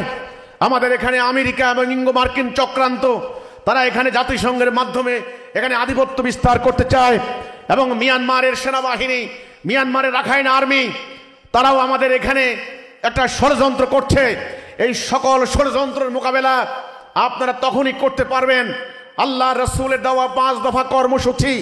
এই কর্মসূচি হিজবুত তাওহীদ গ্রহণ করেছে। এই কর্মসূচির 1 নাম্বারটা হচ্ছে ঐক্যবদ্ধ করা, ঐক্যবদ্ধ হওয়া। পুরো জাতিকে সমস্ত রাজনৈতিক বিভাজন বিভক্তি ভুলে গিয়ে ধর্মের নামে অথবা গণতন্ত্রের নামে, সমাজতন্ত্রের নামে যত দলাদলি আছে, এই সমস্ত বিভেদ ভুলে গিয়ে ইস্পাতের মতো ঐক্যবদ্ধ হতে হবে। সমগ্র জাতির নেতা হবেন একজন, সমগ্র জাতি সেই নেতা হবেন আল্লাহর মনোনীত নেতা। সমগ্র জাতি হবে ডিসিপ্লিন, একজন নেতার আনুগত্য করবেন শর্তহীন, প্রশ্নহীন, দ্বিধাহীন চিত্তে। এবং যাবতীয় অন্যায়, শিরিক, কুফর থেকে তারা হিজরত করবেন, আলাদা হবেন। এবং সমগ্র জাতির সম্পদ, সমগ্র জাতির জ্ঞান, শিক্ষা, জান এবং মাল একত্রিত করে আল্লাহর দ্বীন প্রতিষ্ঠার লড়াই যদি করতে পারেন, এই সিদ্ধান্ত যদি দিতে পারেন, আমি হলফ করে বলতে পারি পৃথিবীর কোনো পরাশক্তি এই বাংলার মানুষের কোনো ক্ষতি করতে পারবে না। এটা আমার কথা নয়, আমি ইতিহাস থেকে বারবার বলেছি। মদিনার ছোট্ট রাষ্ট্রের কথা স্মরণ করুন। যেই মদিনার রাষ্ট্রে নবী করিম সাল্লাল্লাহু আলাইহি সাল্লাম আসলেন, মাত্র কয়েকশো সাহাবী, ওনার লক্ষ লক্ষ ছিল না, অস্ত্র ছিল না সেরকম, পেটে ভাত ছিল না, বিরাট আর্মি সেনাবাহিনী ছিল না। কিন্তু আপনারা জানেন আরবের সমস্ত শক্তি একত্রিত হয়ে সেদিন নতুন মদিনা রাষ্ট্রকে ধ্বংস করে দেওয়ার জন্য তারা একত্রিত হয়েছে। একটা যুদ্ধের নাম আহজাব, সম্মিলিত বাহিনী হামলা করেছে। কিন্তু সেদিন রাসূলুল্লাহর নেতৃত্বে আল্লাহর উপর ভরসা করে মুমিনরা পেটে পাথর বেঁধেছেন, খেয়ে না খেয়ে, ট্রেন্স খুঁড়ে তারা সেদিন মদিনাকে রক্ষার জন্য দাঁড়িয়েছেন। ইতিহাস প্রমাণ করে আরবের সম্মিলিত বাহিনী সেদিন পরাজিত হয়েছেন। আমি আবারও বলতে চাই, হিজবুত তাওহীদ আন্দোলন এই মহা সত্য নিয়ে আপনাদের সামনে আবার হাজির হয়েছে। আমরা বলেছি এই বাংলাদেশ আমাদের প্রিয় জন্মভূমি বাংলাদেশ। আল্লাহ রাব্বুল আলামিনের ইচ্ছার বাহিরে কোনো কিছু হয়নি, তার পরিকল্পনার বাহিরে কোনো কিছু হয়নি। আল্লাহ রাব্বুল আলামিন আমাদের মতো মানুষকে আমেরিকায় পাঠাতে পারতেন, সৌদি আরবে পাঠাতে পারতেন, জার্মানিতে পাঠাতে পারতেন, আজ আমরা হতাম জার্মান নাগরিক। কিন্তু আল্লাহ আমাদেরকে পাঠিয়েছেন এই সুজলা সুফলা শস্য শ্যামলা এই বাংলার মাটিতে। এই বাংলার মাটিতে আমাদের পূর্বপুরুষের অস্থি মজ্জা মিশে আছে, তারা এই মাটির সঙ্গে মিশে গিয়েছেন। এই বাংলার মাটির আলো বাতাসে আমরা বড় হয়েছি, এখানের ফসল ফল ফলাদি খেয়ে আমরা পুষ্ট হয়েছি, এখানে শিক্ষা প্রতিষ্ঠানে আমরা লেখাপড়া করেছি, এখানের পরিবেশ আমার পরিবেশ, এখানে আমার ভাই বন্ধু প্রতিবেশী আত্মীয় স্বজন চেনা জানা, একই ভাষায় কথা বলি, একই খাবারে আমরা অভ্যস্ত, একই আলো বাতাসে আমরা থাকি, হিন্দু হোক আর মুসলমান হোক। এই বাংলাকে নিয়ে, এই বাংলাদেশকে নিয়ে যখন ষড়যন্ত্র হচ্ছে, তখনও আমাদেরও দায়িত্ব রয়েছে। আমরা এই জন্য হিজবুত তাওহীদ আল্লাহর উপর ভরসা নিয়ে, আমাদের লক্ষ লক্ষ বাহিনী নাই, আমরা জানি আমাদের ওই রকম অর্থ নাই, কোটি কোটি টাকা নাই। টাকা থাকবে কোথা থেকে? যেই দেশের লক্ষ লক্ষ কোটি টাকা গত 55 বছরে লুটপাট করা হয়েছে, থাকবে কোথা থেকে? নাই। অস্ত্র নাই, আমাদের বোমা নাই, আমাদের রাফায়েল জঙ্গি বিমান নাই, আমরা জানি কিচ্ছু নাই। কিন্তু আমাদের আছেন আল্লাহ রাব্বুল আলামিন। আমাদের কে আছেন? তিনি বলেছেন, ওয়ালা তাহিনু ওয়ালা তাহজানু ওয়া আনতুমুল আ'লাউনা ইন কুনতুম মুমিনিন। তোমরা হতাশ হয়ো না, নিরাশ হয়ো না, তোমরা বিজয়ী হবে যদি তোমরা মুমিন হও। তিনি বলেছেন, ওয়া কানা হাক্কান আলাইনা নাসরুল মুমিনিন। মুমিনদেরকে রক্ষা করা আমার ওয়াদা, আমার হক। তিনি বলেছেন, যারা ঈমান আনবে, আমলে সালেহ করবে, তাদেরকে দুনিয়াতে খেলাফত দেওয়া হবে। লা ইয়াস্তাকলিফান্নাহুম ফিল আরদ। তিনি বলেছেন, যারা ঈমান আনবে এবং জানমাল দিয়ে জিহাদ করবে, উত্তম ব্যবসা, উত্তম বাণিজ্য, তাদেরকে আল্লাহ ক্ষমা করবেন এবং বিজয় দান করবেন। ফাতুহুন করিব ওয়া বাশশিরিল মুমিনিন। তিনি বলেছেন, তোমরা যদি মুমিন হও, আমার 5000 মালায়েক তোমাদের জন্য প্রস্তুত থাকবে। একজন মুমিন 20 জন কাফের, তাও আমার মুমিনকে পরাজিত করতে পারবে না। আল্লাহর এই কথার উপরে আমাদেরকে ঈমান আনতে হবে, বিশ্বাস করতে হবে। কিন্তু শর্ত, ইবলিসের আনুগত্য করা যাবে না। শর্তহীন, প্রশ্নহীন, দ্বিধাহীন চিত্তে আল্লাহর প্রতি ঈমান আনতে হবে, বলতে হবে লা ইলাহা ইল্লাল্লাহ। হুকুম মানব কার? আনুগত্য করব কার? বিধান মানব কার? আল্লাহর। আমরা তওবা করে এখন থেকে যদি আল্লাহর আনুগত্য করার জন্য একজন আল্লাহর মনোনীত নেতার নেতৃত্বে আমরা যদি জানমাল দেওয়ার জন্য বেরিয়ে পড়ি, ইনশাআল্লাহ আমেরিকা, চীন, ভারত, রাশিয়া, কোন পরাশক্তি এই বাংলার মাটিতে আঁচড় দিতে পারবে না, কামড় দিতে পারবে না। কামড় দেবে, দাঁত ভেঙে যাবে, দাঁত ভেঙে যাবে। আমি আশ্বস্ত করে বলতে চাই এই বাংলাদেশের মানুষকে, আশ্বস্ত করে বলতে চাই সেনাবাহিনীকে, রাজনৈতিক দলকে, আপনারা যেটা পারেননি, পুলিশ ডিপার্টমেন্টকে আপনারা যেটা পারেননি, ইনশাআল্লাহ হিজবুত তাওহীদের জন্ম হয়েছে পরাজিত হওয়ার জন্য নয়। হিজবুত তাওহীদের জন্ম হয়েছে উদ্বাস্তু শিবিরে যাওয়ার জন্য নয়। হিজবুত তাওহীদের জন্ম হয়েছে মিসাইলের ভয়ে পালিয়ে যাওয়ার জন্য নয়। হিজবুত তাওহীদের জন্ম হয়েছে সমুদ্রে মরার জন্য নয়। হিজবুত তাওহীদের জন্ম হয়েছে আধিপত্যবাদের কাছে মস্তক অবনত করার জন্য নয়। হিজবুত তাওহীদের জন্ম হয়েছে এই পৃথিবীতে আল্লাহর খেলাফত করার জন্য। ইনশাআল্লাহ এই 5 দফা কর্মসূচির আলোকে যদি আমরা ঐক্যবদ্ধ হতে পারি, আগামী দিন বাংলার ভুখানাঙ্গা দামাল ছেলেরা আগামী দিন দুনিয়াকে লিড দেবে, দুনিয়াকে লিড দেব আমরা। এই হিম্মত কি আপনাদের নাই? আছে। এই হিম্মত থাকতে হবে, কারণ সাহায্য করবেন কে? আল্লাহ। কোন সভ্য জাতি শুরুতে অত বড় হয় নাই। সভ্যতা বড়, সভ্যতার দরকার একটা আদর্শ। সেই মহান আদর্শ আমরা পেয়ে গিয়েছি আলহামদুলিল্লাহ। এই আদর্শ বাংলাদেশের কোনো দলের কাছে নাই, এই আদর্শ সৌদি আরবের কাছে নাই, এই আদর্শ ইরানের শিয়াদের কাছে নাই, এই আদর্শ আমেরিকার কাছে নাই, এই আদর্শ রাশিয়ার কাছে নাই, এই আদর্শ চীনের কাছে নাই। তারা চরম বস্তুবাদী, দুনিয়াদারি, ভোগবাদী একটা ভুল আদর্শ মেনে নিয়ে তারা চরম বস্তুবাদী হয়েছে। তাদের কাছে দুনিয়া আখিরাতের ভারসাম্যপূর্ণ কোনো আদর্শ নাই। সেই আদর্শ, ঐশী আদর্শ, ডিভাইন ল, ডিভাইন কমান্ডমেন্ট আল্লাহ রাব্বুল আলামিন আমাদেরকে দিয়েছেন। আল্লাহর সাহায্যে ইনশাআল্লাহ হিজবুত তাওহীদ আগামী দিন এই জাতির আলোকবর্তিকা হিসেবে আবির্ভূত হবে। সম্মানিত ভাই ও বোনেরা, আমি এতক্ষণ আপনাদের সামনে কথা বললাম, আমি জানি না আমি বুঝাতে পেরেছি কিনা। আমাদের এই জাতির ঈমান নাই, আমাদের এই জাতির আকীদা ঠিক নাই, আমাদের এই জাতির ঐক্যবদ্ধতা নাই, আমাদের এই জাতির আলেম ওলামারা যে সংগ্রাম করছেন ভুল পথে, এতে করে তারা দিন প্রতিষ্ঠা করতে পারবেন না। সর্বপ্রথম তারা যদি ধর্মের নামে বিনিময় নেওয়া বন্ধ করতে পারেন, তবে ওনারা দিন প্রতিষ্ঠার কথা বলতে পারেন।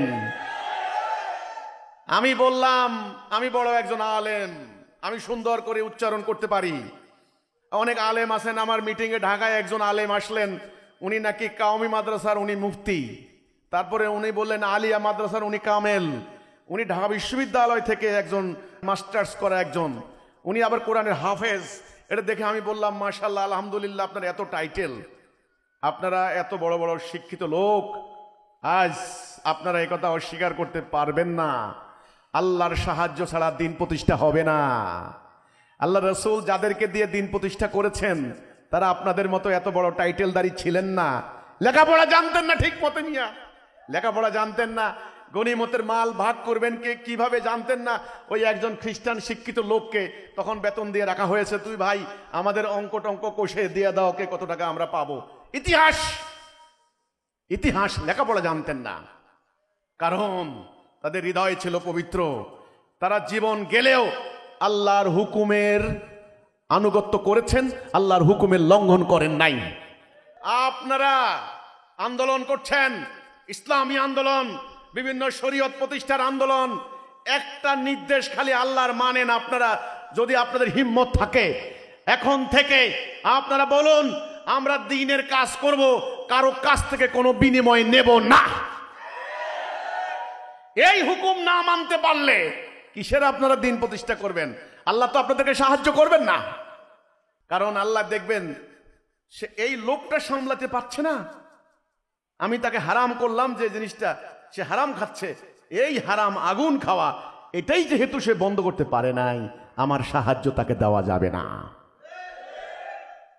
আল্লাহ সাহায্য করবেন মোমেনকে, এটাই তো আমাদের ভুল, ভ্রম। ভ্রম আছে না, ভ্রম। আমরা আলে আর আলোর পিছনে ছুটে চলেছি, আলে আর আলো, আলে আর আলো, মরুভূমির মরিচিকা।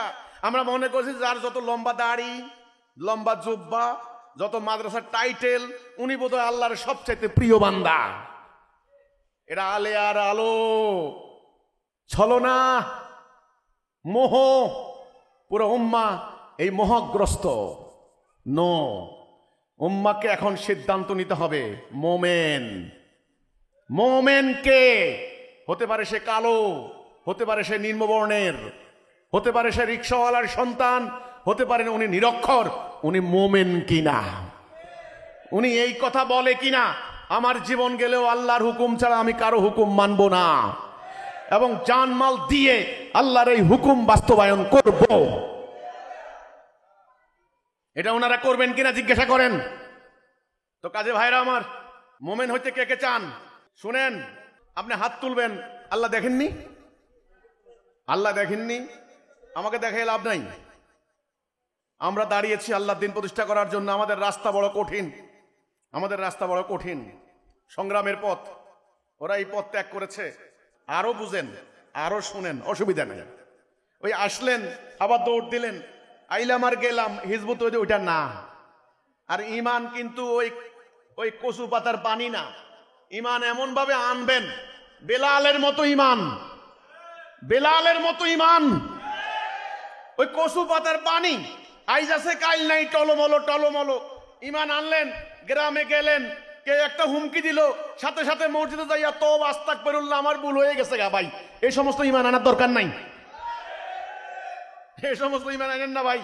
আমাদের এত সংখ্যার দরকার নাই। লাখ লাখ লোক আসবেন, ওই আমাদের ভাইদেরকে রাস্তায় নামাই দিয়ে আপনি পালাই যাইবেন, একটা লোক পালাতে পারবেন না। পালাইলে আল্লাহ বলছেন গজব, আল্লাহ, আল্লাহর গজব, আল্লাহর গজব যার উপরে পড়ে তার জায়গা দুনিয়াতেও নাই, আখেরাতেও নাই।